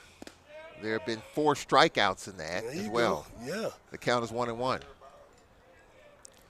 1-0. In case you're just joining us, Florida A&M with the lead over Texas Southern.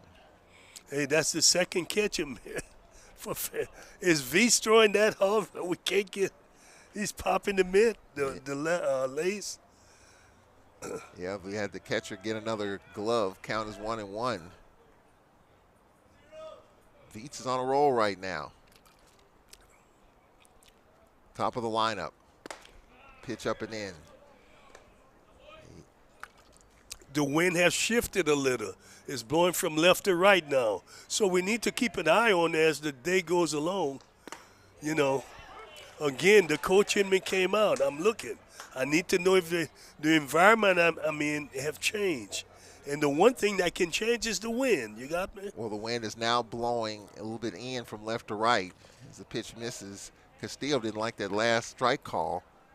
And the count is 2-2. The only run so far in this game was a home run by Bastardo. And at that time, De Leon had set down 5 in a row, including back-to-back strikeouts prior to that home run. Here's a ground ball deep short. Now again, a throw across, and he's going to eat that out. It's an infield single. Too much speed there. That was a difficult play. He did all he could do. He's made a couple of good plays. You wonder, coach, in a situation like that. This is a big hitter to get out, Charles. Let me tell you why. There's a little dribble off his foot. Let me tell you why. You're looking at on-deck circle. You see, that's the other thing you have to always do. Who is hitting but who is coming up? Yeah. It determines how you pitch. Olivo's coming up. There you go. It determines how you pitch to this hitter. So you always want to know what's going on. Well, Adderley at .423 during the season. 6 home runs. Best hitters in this league. Top hitters in the country. You got a big bat coming up. I would rather pitch to Adderley in this situation than Olivo. Olivo has had 2 quality at-bats. He hit the ball hard both times. Yeah. Deep fly ball to center and fly to second. Yeah, so we want to make sure that we do our due diligence with Adderley. So you rather for Olivo to come up to lead off the next inning rather than have him come up with 2 on. That's right. And I don't care if they name him hitter of the year, Adderley. That's on paper. And I look at the stats of Olivo. They're more impressive and dangerous to me, Here's the 1-2. Watches it sail low. 2-2. Watch that one go low. 2-2 the count. A guy who can hurt you with one swing of the bat, you got to watch him. 1-0. AMU with the lead. Low-scoring game more than midway through. Here's a shot foul. We've heard from both head coaches. There's Jamie Shute and Mike Robertson. Both seem pretty comfortable. If AMU's had the better of the opportunities, it's just a 1-0 game. You said that they're comfortable? I bet they're not. Well, when I say comfortable, 1-0, I'm looking at the score. Oh, okay. If it was 5-0 or something like that, there's a little bit of angst. But 1-0. They both have angst because 1-0 is not a lot, And the one trailing, there's a pretty good swing. See, he didn't pull off of the ball. And now Texas Southern with runners on at first and second. So back-to-back singles, Castillo and Adderley. And here's a big part of this game. You got your big bat Olivo coming up with runners on at first and second with 2 out. This is what a guy should live for. The last time you saw him, and you saw him hit a 3-run home run to win the game, didn't you? I did. See, obviously Schutz thinks it's worrying him going out and saying something to Vietz. Well, baseball is just a funny game. This pitcher, Vietz, had set down 12 in a row. Then you get the top of the lineup. Castillo, the leadoff singles, Adderley singles, and now you've got your big bat coming up. Just like that, the momentum flips a little. Just like that. Well, it slips or turns. Let's use the word, it turned just a little. It didn't slip. Only way it slipped if Oliva come through. But the momentum did turn. You got me? So let's see what Big Oliva does here. How do you we got a base open.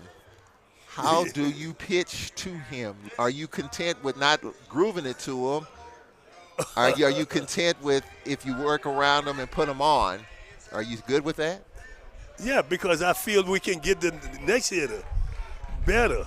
Well, Vasquez is on deck. He's 0 for 2 with 2 strikeouts. And there's a fly ball in a deep left field. This ball's well hit, and it's going to be caught short of the wall. That was well hit, taking it the other way.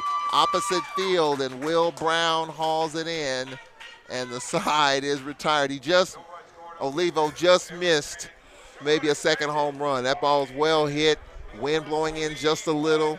Caught in left, side is retired. Texas Southern strands 2 here in the bottom of the 6th inning. Top 7 coming up here in Atlanta. 3, 4, and 5. Weber, Grieco, and Bastardo, who homered, coming up after this. Timeout on the SWAC Digital Network.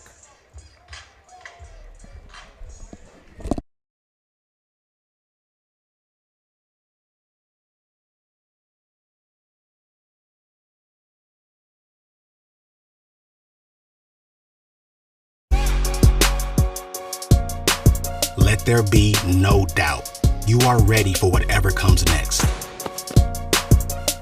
You've got bars to raise, expectations to exceed, status quos to rise above. And you've come to the right place. Because it all starts right here. Which is precisely why we are so proud to support HBCU programs.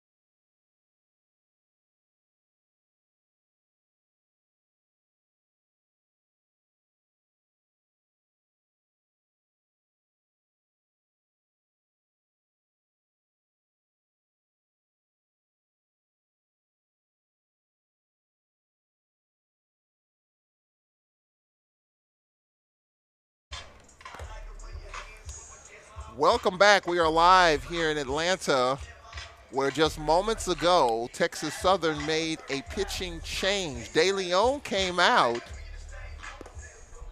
and Mike Robb came out. I don't know if there's something going on with De Leon, but he has been replaced by Justin Valdez, the lefty, the freshman from Baytown, Texas, Frontier Community College transfer.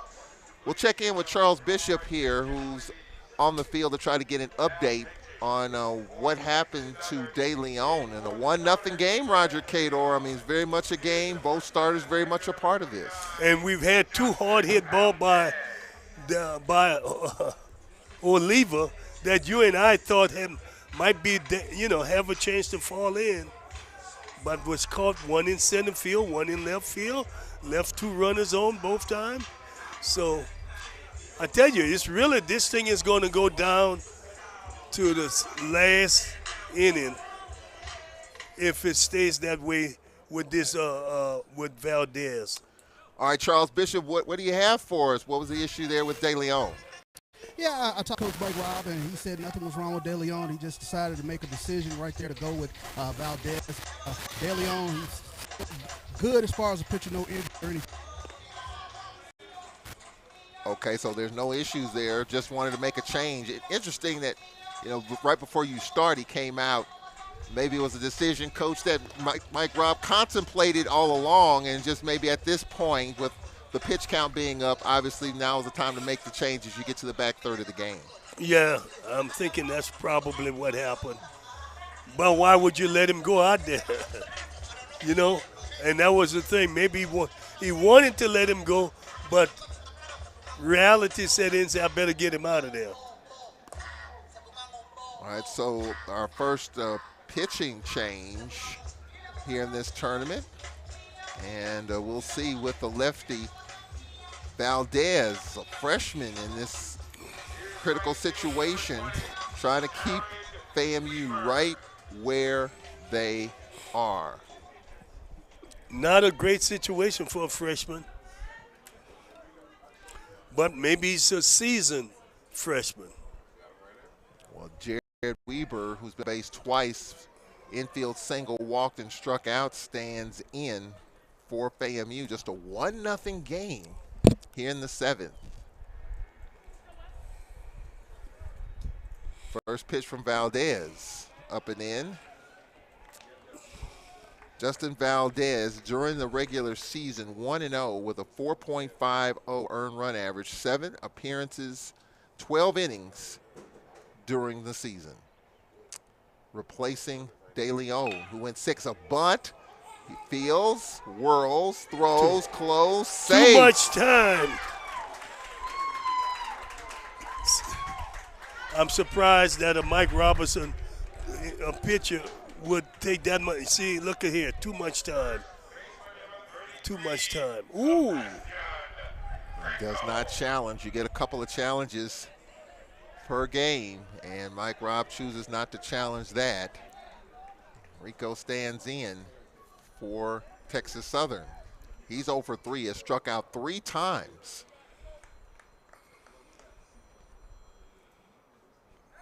Throw to first, look, he's swinging here, at least showing appearance of swinging away with the leadoff on. Again, FAMU has left 9 runners on base. They've had a lot of opportunities in this game, but yet it's just 1-0. Valdez brings it home. He's squaring the bunt here. Takes it outside. 3 more games following this one. Bethune-Cookman, Southern University coming up next here on the SDN. Centaurio Black will have Alabama State Prairie View. That'll be a good one. The defending tournament champs taking on the Panthers. And in the nightcap, Grambling Jackson State. Count is 2-0. Grambling winners of the West. Talked with Omar Johnson yesterday. He said, hey, don't overlook his team. What else would he say? No, they've been playing well lately, though. Right, exactly. And Omar's a good coach, so he's probably got them ready to play. There's the pitch, misses outside. And, of course, later, The Jackson Grambling game, of course, Jackson State a few years ago went 24-0. Went through the conference season and lost in the championship to Southern University. Goes to show you. It's tough, man. There's the pitch strike call. I talked with Chris Crenshaw, the coach of Southern, about that. You know, Chris Crenshaw actually was an assistant at Jackson State the same year when he came to Southern. So he actually knew both teams. And, well, of course, we'll talk a little bit about that later. 3-1 the count. Big moment in this game, just a 1-0 score. And ball 4. So Valdez gives up an infield single and a walk, and FAMU with 2 on. And now Bastardo at the plate. Homered, walked, and fly to short, and here comes Mike Robb. What does he do here? Well, the bullpen is getting busy again for Texas Southern. This is a mound visit, obviously, to get the bullpen going. Well, the bullpen should be ready. They had more than one person loosening up when Valdez came in. There you go. He's already going to him. You know. So a pitching change coming up here. We'll talk about it when we come back. We'll take a timeout here. 2 on for FAMU, 1-0 FAMU. We'll be back after this on the SWAC Digital Network.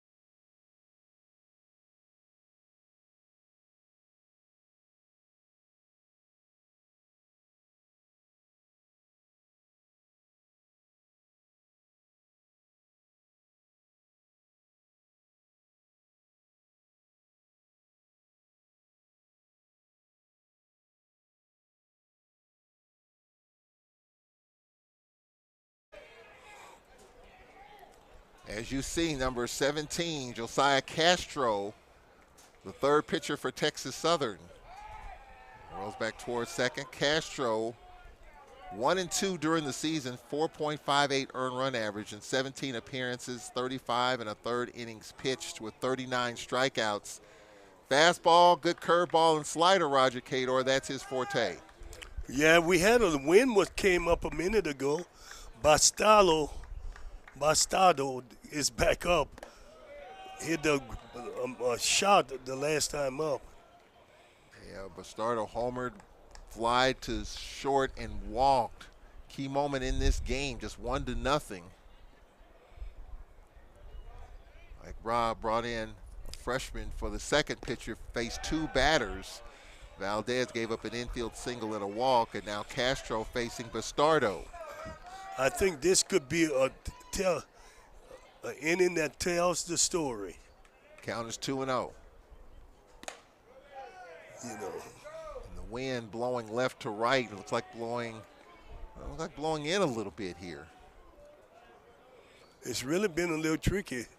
That's why you got to keep watching the wind and see what it's doing. Here's the 3-0. Bases loaded. For the third time, FAMU's had the bases loaded in this game. 2 walks and an infield single. Well, let's see if they're going to let him off the hook. Bases loaded for Pierini, who's 0 for 3. Pierini is my guy. I'd say I like his short swing, but as long as he doesn't try and pull the ball. Here's the pitch, strike call. They're in at first and third, back at second and short. So if it's hit there, they might go home with it. Back at second and short, if it hits there, it could be a double play. There's a foul off to the right side. Key moment in this game, Roger Cador. Runs are hard to come by for Texas Southern. 1-0 here, and the bases are loaded with nobody out. Yeah, this is really a key moment. And then you've got the bottom of the lineup. This is the number 6 hitter, 7 through 9. Been on base 6 times, so it's not easy for Texas Southern right now. Here's the 0-2. Misses on the outside corner, 1-2. Let's look at this pitch. It's on the outer half. This pitch is way outside. Count is 2-2. Weber at third. Grieco at second. Bastardo at first. Nobody out. Oh, man. This pitch is outside. Oh, man. And the count is 3-0. 3-2. 3-2. 3-2 the count. Yeah. So after 0-2, it's 3-2. Here's the 3-2 pitch. 1 out. Big pitch right there by Castro. Let's look at that, Roger Cador, that 3-2 pitch. Right there on the corner. A little off the plate. Ader Moda at the plate. He's walked, singled, and flying to center. Bases loaded, 1 out. Good strike called. To Texas Southern's credit, their pitchers have been able to make pitches when the base has been loaded or in jam. Ader Moda just got ahead of it and fouled it off to the left. Out of play.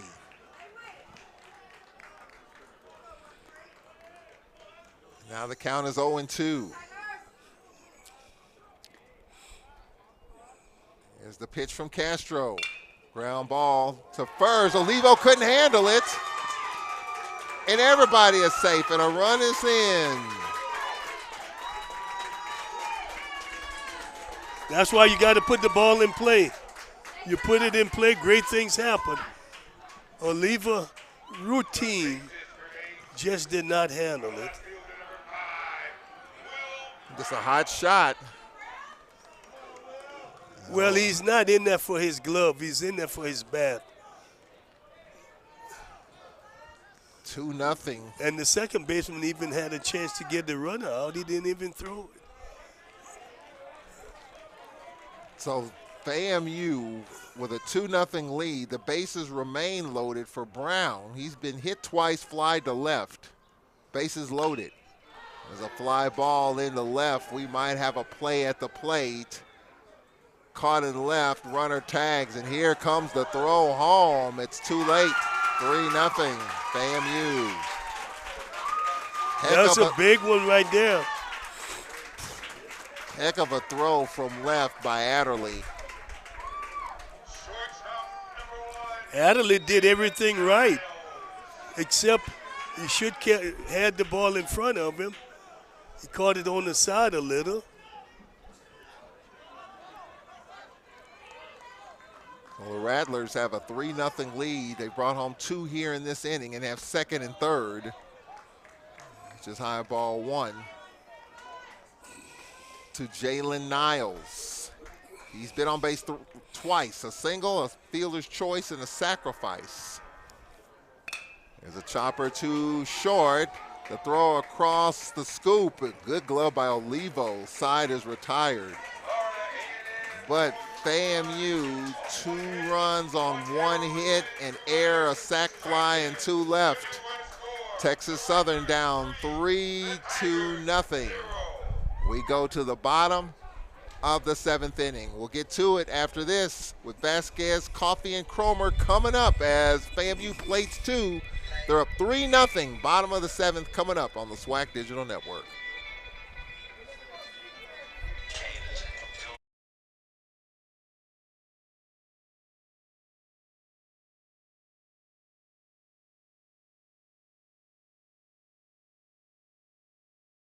Tight spot. Watch this.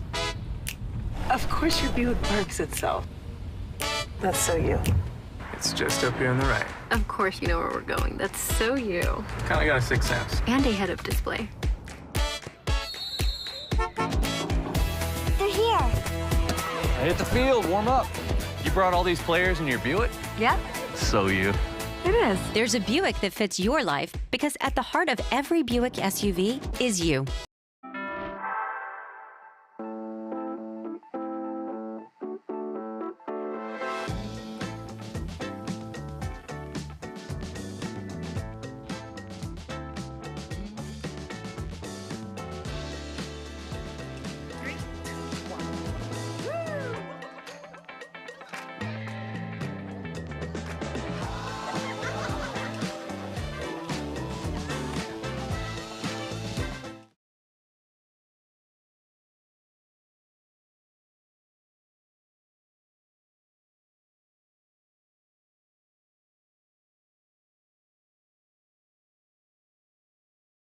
Texas Southern, the designated hitter. 3-0. FAMU with the lead. Texas Southern has gone through 3 pitchers, and Hunter Veets still in for FAMU. Bottom of the 7th inning, Roger Cador, as the Texas Southern Tigers bat here in the bottom of the 7th. FAMU's out hit Texas Southern 5-4, and it's a 3-0 lead at the moment with Gabriel Vasquez leading it off. He has struck out twice. Yeah. Pitch is low. This is the time for Veets to really go after him here. You know, they haven't shown him enough where they could hurt him other than Big Oliva. So I'm out to go after these other guys pretty good. At one point, Veach set down 12 in a row. He might have crossed his catcher up right there. Didn't anticipate that type of pitch. Catcher kind of backed away. Oh, he about a short on bit. Vasquez, 9 home runs during the year. I mean, this Texas Southern team can put runners on and can score some runs, but right now, you have to get on the scoreboard. This pitch misses outside. Count is full, 3-2 to the leadoff Vasquez. There's a shot, base hit, right center field. Vasquez on base. 3 of the last 4 hitters, Roger Cadorf singled for Texas Southern. The leadoff is on for TSU. So let's see what happens here. Coffee can make a stand here. It's only the 2nd time in the game that the leadoff has been on for Texas Southern. In the first, because Castillo led off with a single, and now here in the 7th, Vasquez leads off. How important is that? I always reel off that number when the leadoff gets on. Only the 2nd time in the game it's happened for Texas Southern. When the leader ought to get home, how many percentage? 60-some percent, 65% of the time they score? Yeah. About that, 63. You know, so there is some validity in why you want to lead off. Can't miss that pitch. He's swinging and fouled it straight back. Coffee flied to short. Can't miss that pitch. And struck out. Had a good pitch to hit. This is game 1 of 4. Centoria Black will bring you home on the back end. Bama State Prairie View and Grambling Jackson State later. There's a ground ball to short, could be two. Shortstop bobbles twice. Everybody's safe. I holler trouble right off the bat. That's a difficult play because it's spinning. It's a cube shot. As we take a look at it, bobble came up on him once. Turned his head. And then bobbled it again. Still had a chance to get the force there. But an E6 and now 2 on. Yeah. And Coach Jamie Shoup will pay a visit. And as his bullpen is getting busy. We'll take a timeout here. Tying run to the plate, 3-0. FAMU, bottom of the 7th inning. Things are getting interesting here in game 1. We'll take a break. We'll be right back after this on the SWAC Digital Network.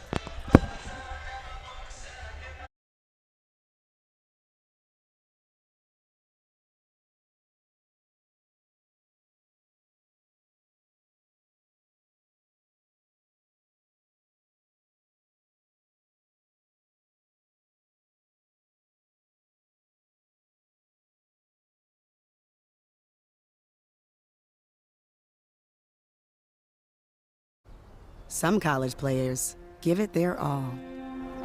There are no excuses, no complaints, no no-shows.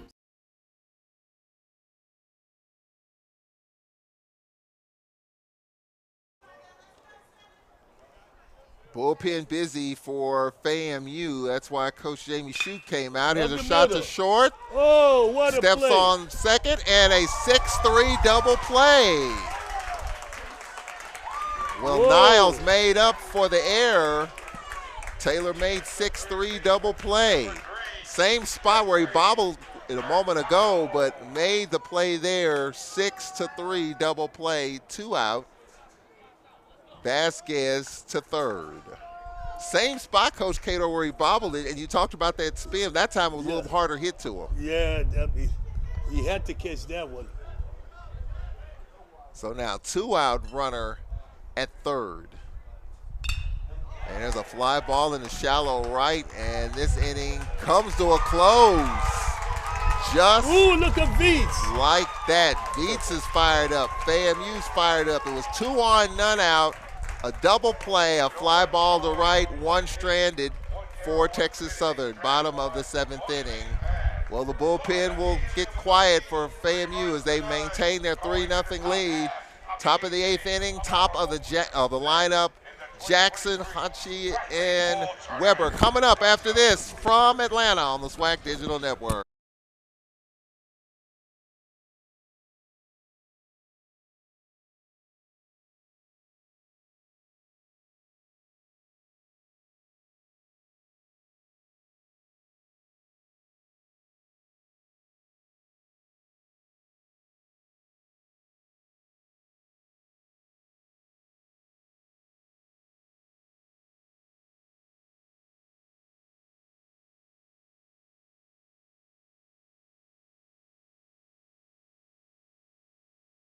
When you join the HBCU family, you become part of the tradition of breaking barriers in your community, breaking ground in your career, and bringing it with everything you do.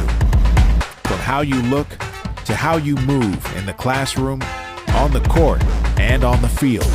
That's why Academy Sports and Outdoors is proud to celebrate the HBCU legacy and all those to add to it in their own way.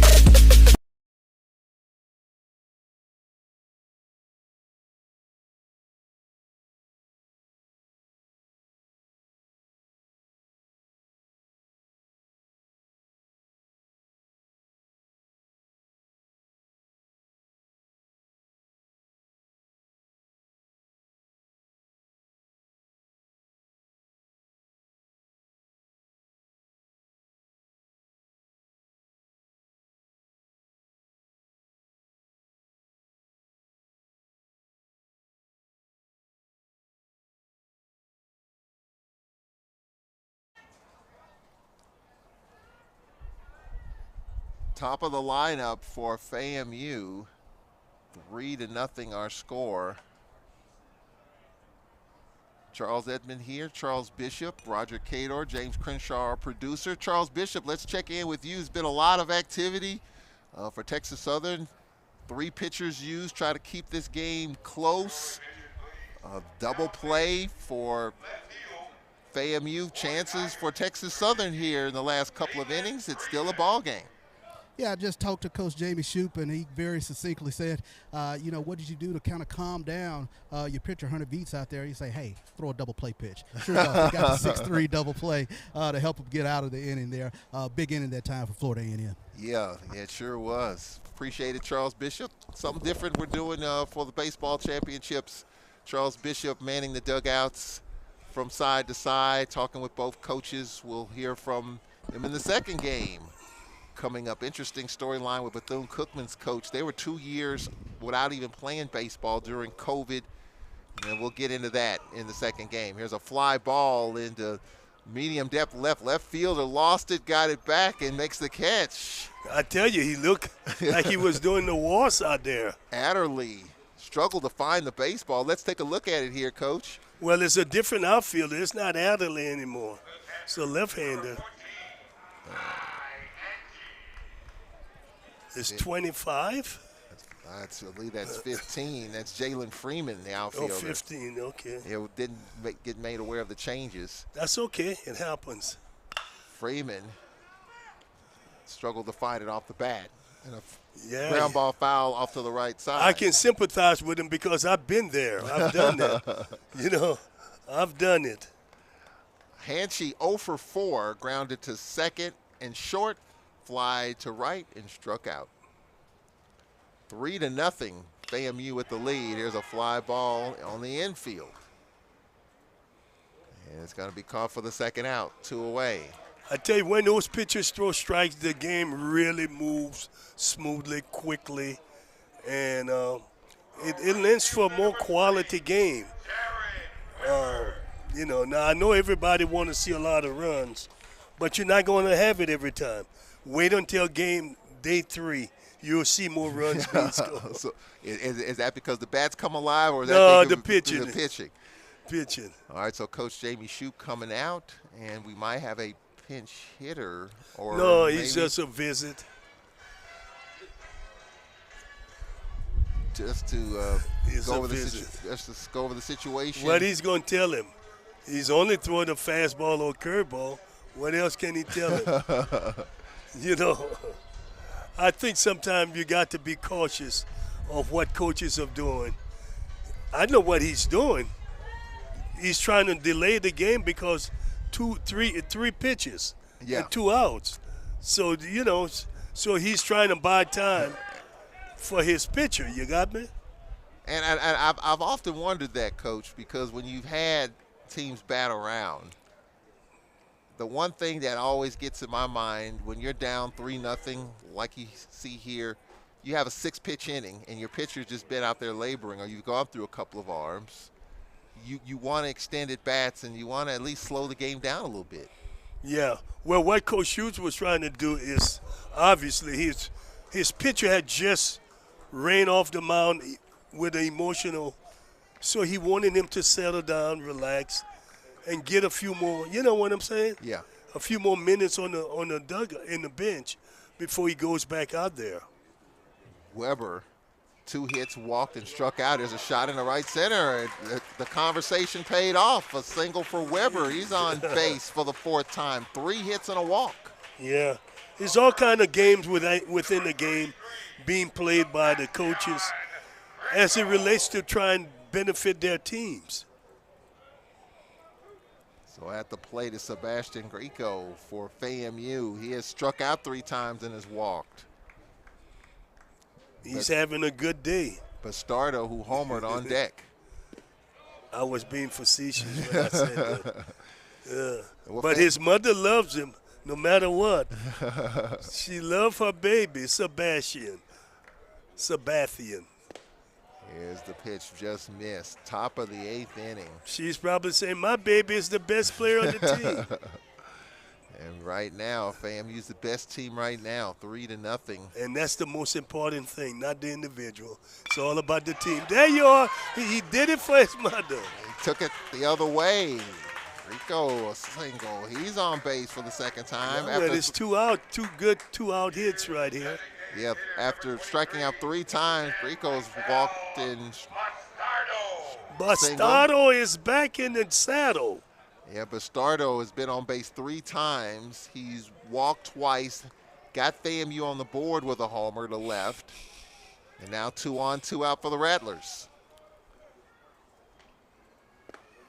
Pitch strike called. Josiah Castro, the junior, third pitcher. So whatever Coach Schultz went and said, it's working. It's a check swing, pitch is high. Third pitcher for Texas Southern. De Leon started. Valdez faced 2 batters, and it's been Castro since. 1-1 the count, 2 out.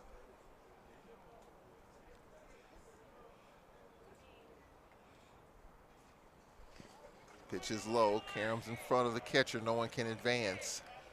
Well, we talked about the East pitcher heavy, the West bat heavy. Right now, low scoring game, still within reach for Texas Southern. But you've got all conference pitcher in Vietz, who's pitched out of a couple of jams that set down 12 in a row at one point. There's a shot in the center field. This ball's well hit, and it's that deep, one is going over his head. It's going to go off the wall, and it's a home run. It's a home run.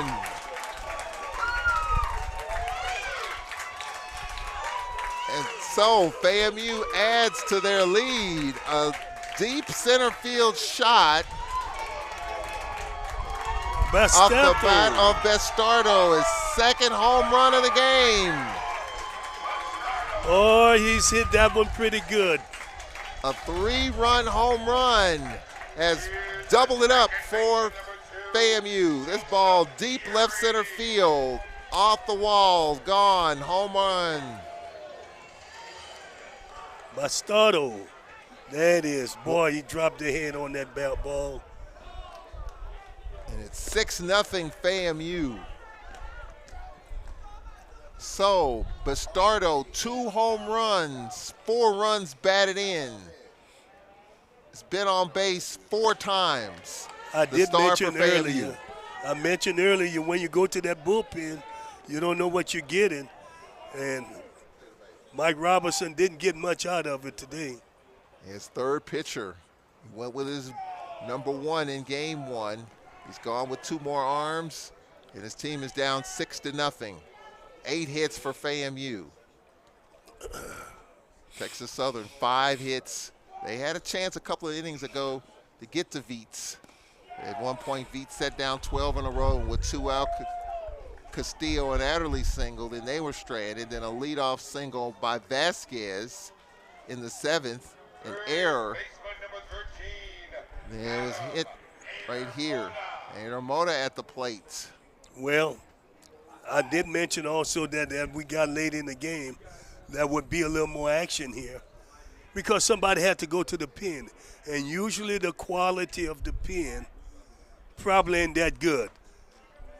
From what I've seen this year with the Western team, their best pitchers are going to be your starters. And they don't have the luxury of putting really good pitchers in the bullpen. Yeah. I was talking with a conference coach early in the season, and they were saying, hey, I'm looking for a third starter. Yeah. So do you think on average, as far as SWAC baseball is concerned, here's a shot left field. It's a base hit. Could be second and third. Could be a run in. Gotta send him. Here's Perini around third. He's being waved home. No throw. And FAMU leads 7-0 on an RBI double. 7-0 Rattlers. I don't see why now Coach Robertson has got someone loosening up. I would not waste another arm in this situation because you're going to need them now because you're looking at the loser's bracket. You got me? So all arms are a valuable asset. Will Brown at the plate. Hader Mata, I was just going to mention, he's been on base 4 times. This bottom of the lineup, the last 3 for FAMU has been very dangerous. Here's a chopper to short. The throw across is there. And the side is retired, but 4 runs in. The big bat, the 3-run home run by Bastardo. He's hit 2 home runs, has driven home 4, and FAMU with a 7-0 lead. Bottom of the 8th inning coming up for Texas Southern. Bottom of the lineup, Mercado will lead it off. Goudreau and Martin to follow. All FAMU so far. Texas Southern coming up after this on the SWAC Digital Network.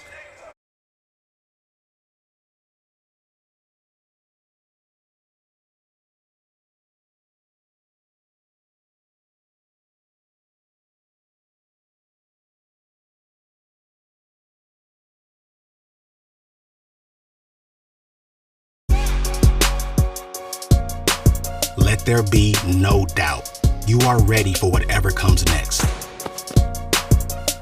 You've got bars to raise, expectations to exceed, status quos to rise above.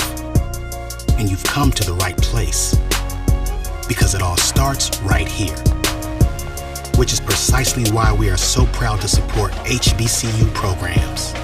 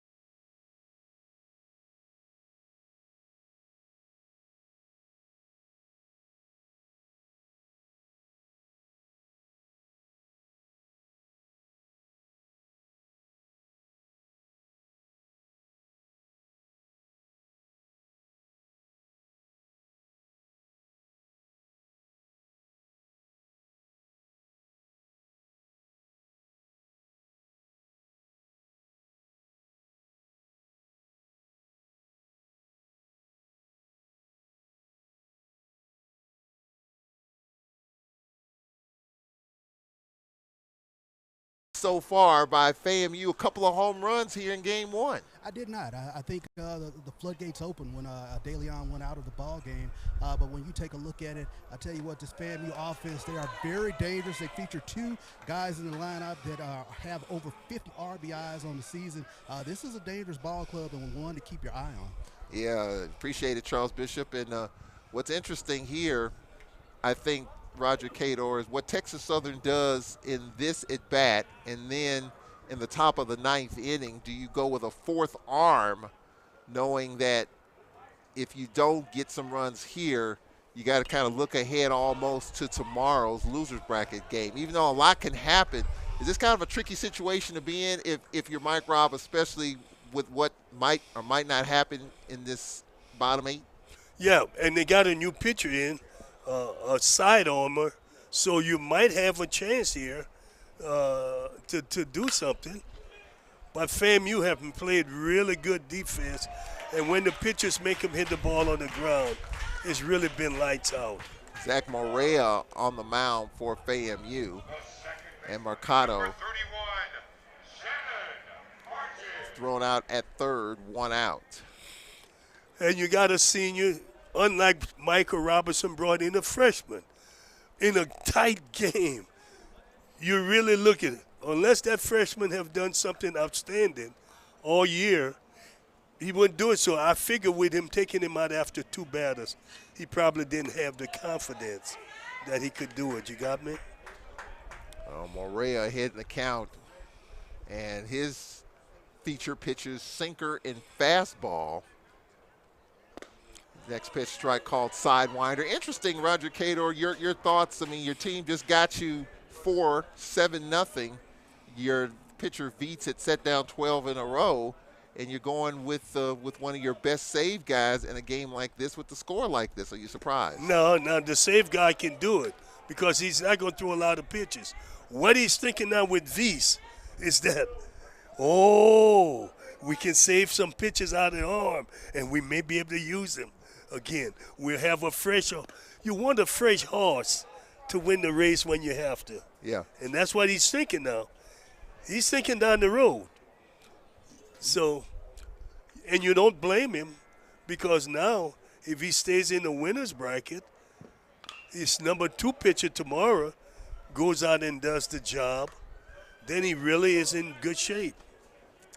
Yeah, I mean, it's for all the talk of the runs, we talk about the western side being more run heavy, and here it is, FAMU with some pretty good pitching, 2 home runs, and they're up 7-0. This pitch called, third strike, and Martin didn't like it. Well, you heard that, Charles, and I know good pitching always stop good hitting. This is why you want pitching. Why people spend a lot of money on pitching. You got me?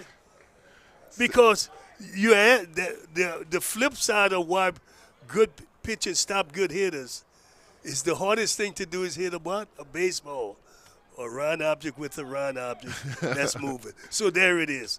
That's why I felt, that good pitching was with FAMU all along, because hitting is, it's tough. It hasn't been tough for Bastardo for sure. He has 2 home runs and 4 runs batted in this game, strike called. And you look at Bastardo during the regular season, Bastardo hit 8 home runs, so he's a guy with some pop. Time called is Mike Robb's going to come out and have a word with Castillo. Castillo 2 for 3 in this game. Texas Southern has been out hit 8 to 5. Maybe Michael Robinson thinks what the Coach Schutz did, he might be able to do in turn. His players might get some hits, you know what I'm saying? And maybe a little frustration. Could be a lot of things in the bag for Mike Robb's ball club. Yeah, a lot of stuff. The loser of this game, and if it is Texas Southern, they would get the loser of the 3 o'clock game, Bama State and Prairie View. That's going to be an interesting game to watch. Bama State, the defending tournament champs. Well, I don't think Prairie View could beat Bama State. There's a ground ball to second, and the throw across is a little off line, towing the bag at first. And that takes care of Texas Southern. So after the short conversation, ground ball to second, and the side is retired. We played 8 here in game 1, all FAMU, 7-0. Top of the 9th coming up, bottom of the lineup coming up for FAMU here at Ross Chandler Stadium. We'll get to it after this timeout here on the SWAC Digital Network.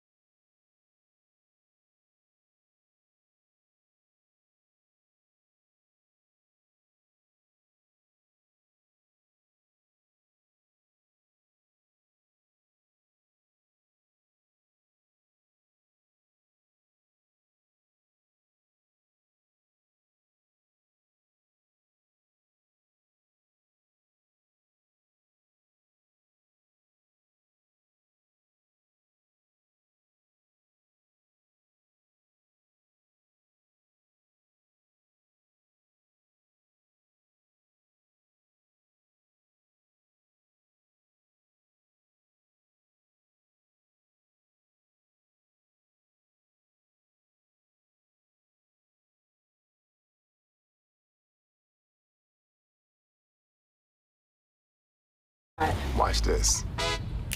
Of course your Buick parks itself. That's so you. It's just up here on the right. Of course you know where we're going. That's so you. Kinda got a 6th sense. And a head-up display.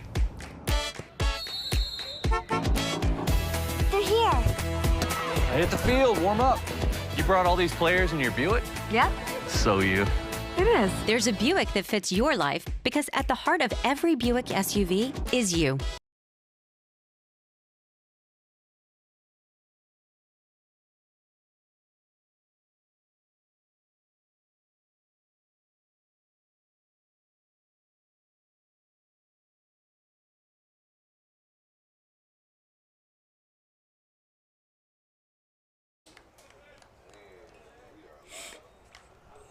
As you see, Texas Southern with their fourth pitcher, Dade Hensley, the junior from Mason, Ohio, Indian Hills Community College transfer, on the mound. The fourth pitcher for Texas Southern here in this ninth inning. And Niles, a slapper up the middle to base hit. Jumped on the first offering and a base hit up the middle, and FAMU's got it going in this game, and that's the 10th hit. They have out-hit Texas Southern 10-5 and lead 7-0. Roger Cador, are you surprised to see the fourth pitcher in this game for Mike Robb's ball club? Not really. I thought he might leave Castro out there because of the score and not save the arms for, for the next game, because now he's in the loser's bracket. But obviously, this kid is not one of his top arms, so he's just letting him pitch. You got me? Yeah, just trying to get him 1, 2, 3 out. Texas Southern had an opportunity when this game was hanging in the balance, a double play. A 6-3 double play took a lot of steam out of the engines after the shortstop, Niles, bobbled what was a double play ball out earlier, hit one right to him in the same spot, turned the 6-3 double play. That took some steam out of the engines of the Tigers. And you got to make them pay. You got to make a team pay when they make that kind of mistake. Here's a shot. Oh, good play at third. That could be 2-5-4 fielder's choice. Good play at third. That's a really good play there. Let's take a look at that. Good play at third, Mercado. That was smoked. Okay. And he had the presence of mind to make the play at second. Good play. We've seen some good plays at short and right there at third. So run at first. I tell you what, the defense have not been bad. And the overall play has been really good.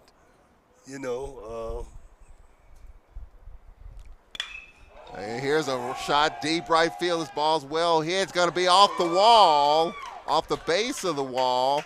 Jackson around second, motors into third. They're going to wave him home, and the throw will not be made.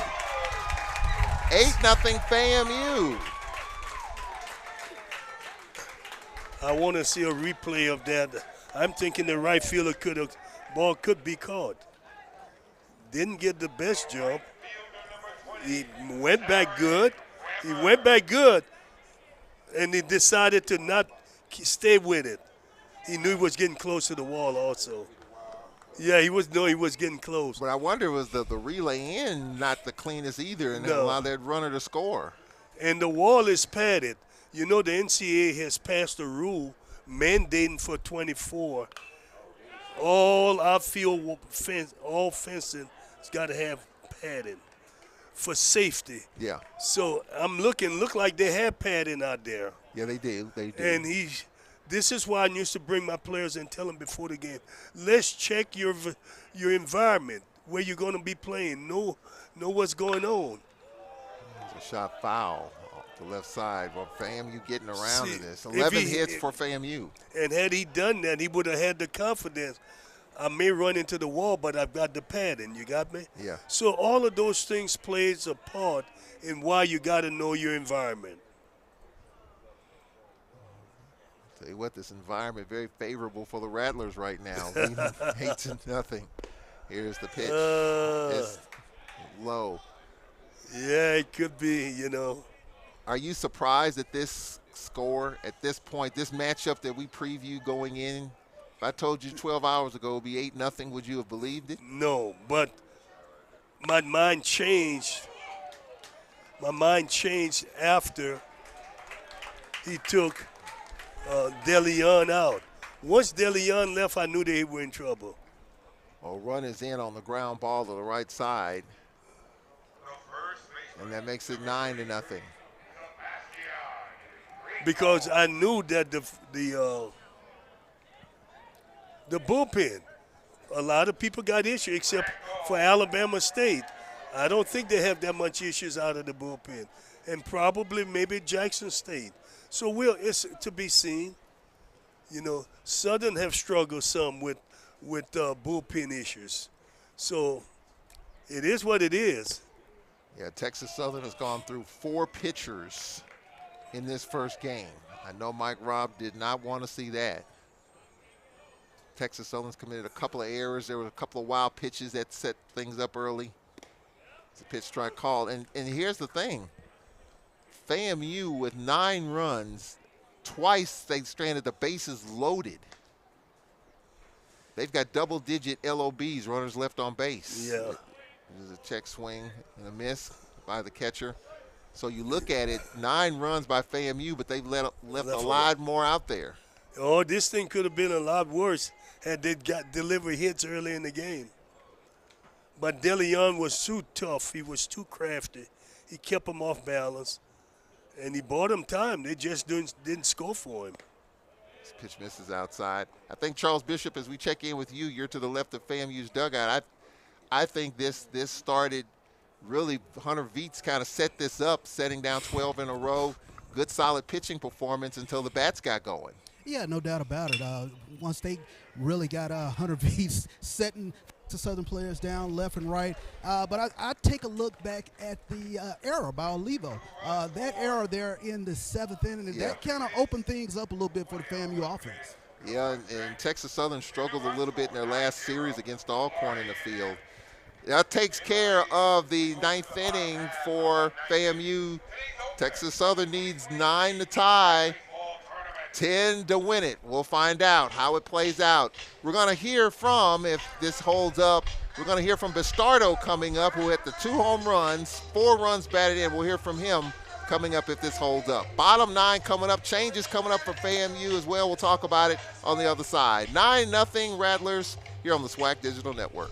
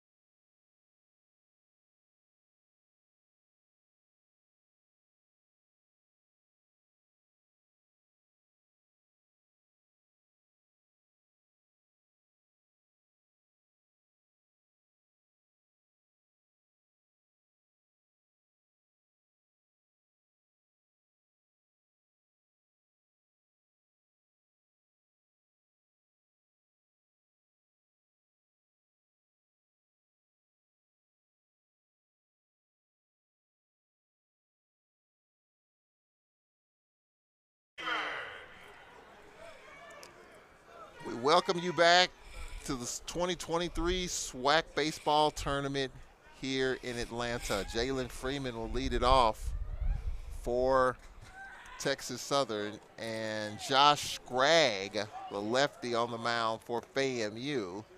Pitches inside ball 1.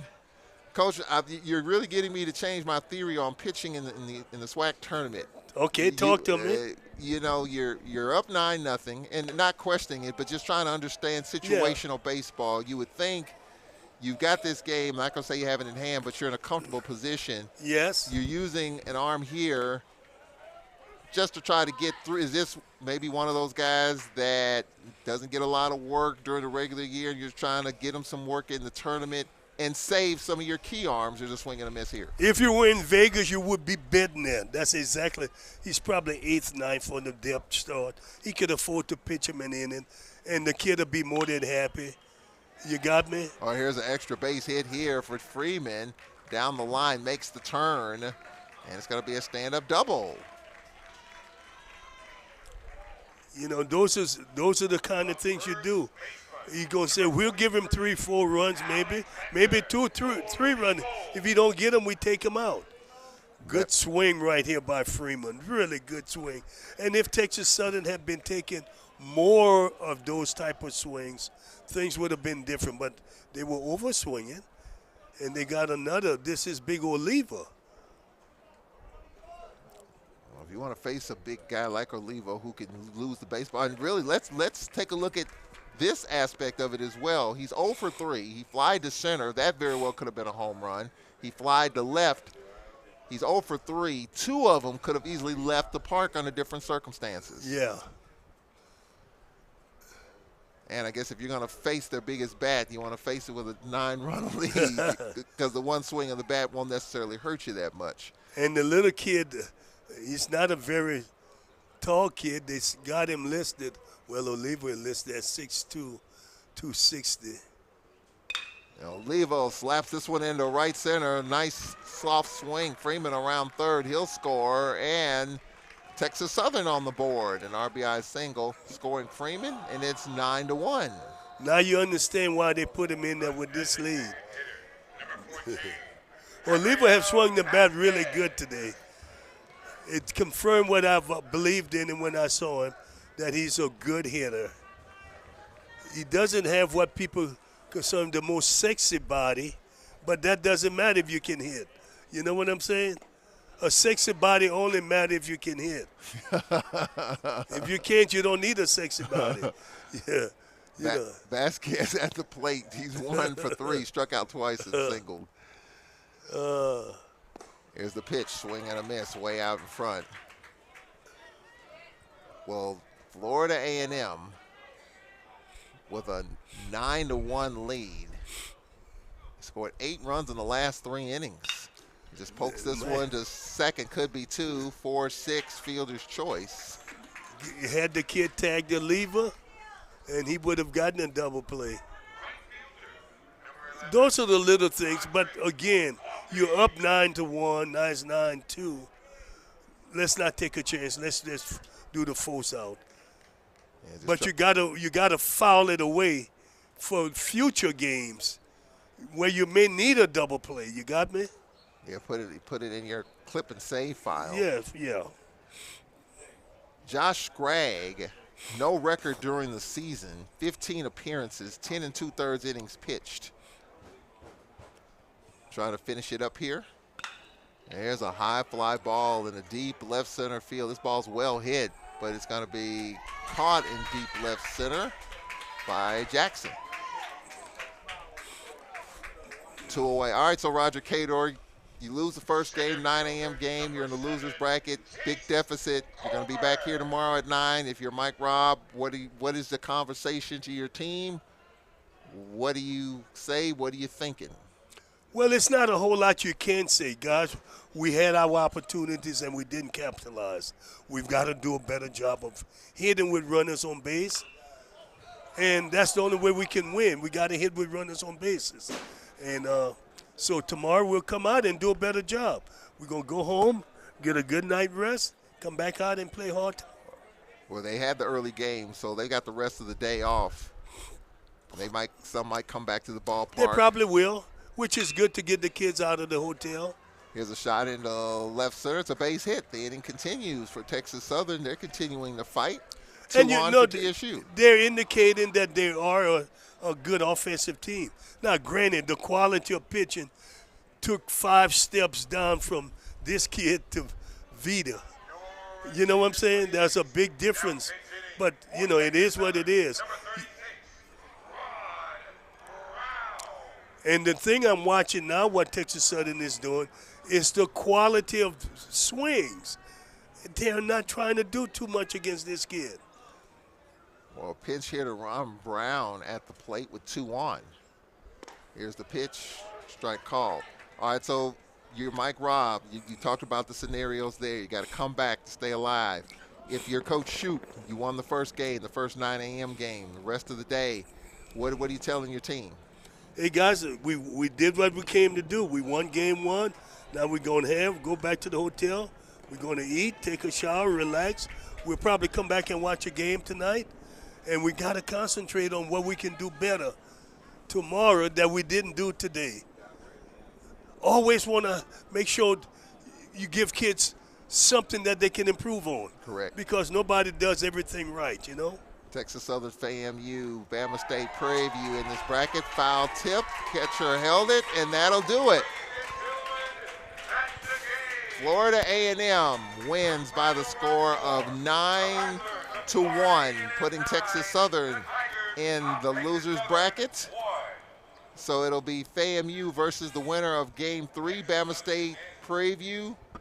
Texas Southern will take on the loser of that game. The Tigers will be right back here tomorrow morning at 9 o'clock.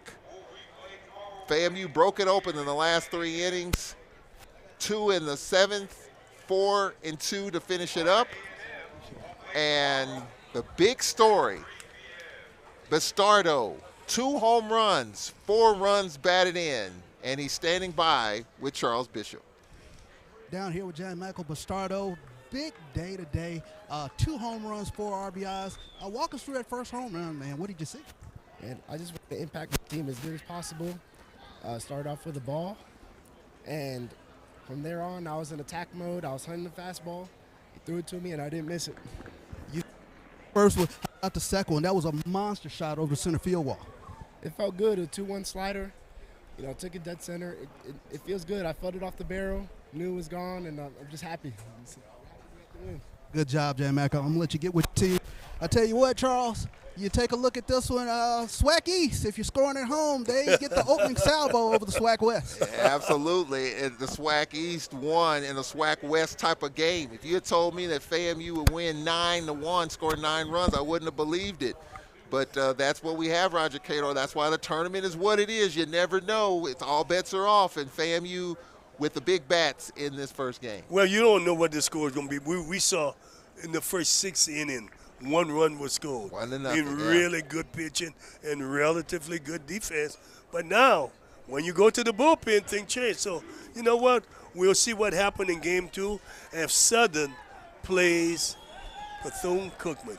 That should be interesting. I think we should get another good pitching performance from Wilson at Southern, and I don't know if Gomez or who's pitching for Cookman. They're both teams going with their number ones in this for that next game, so it should be interesting.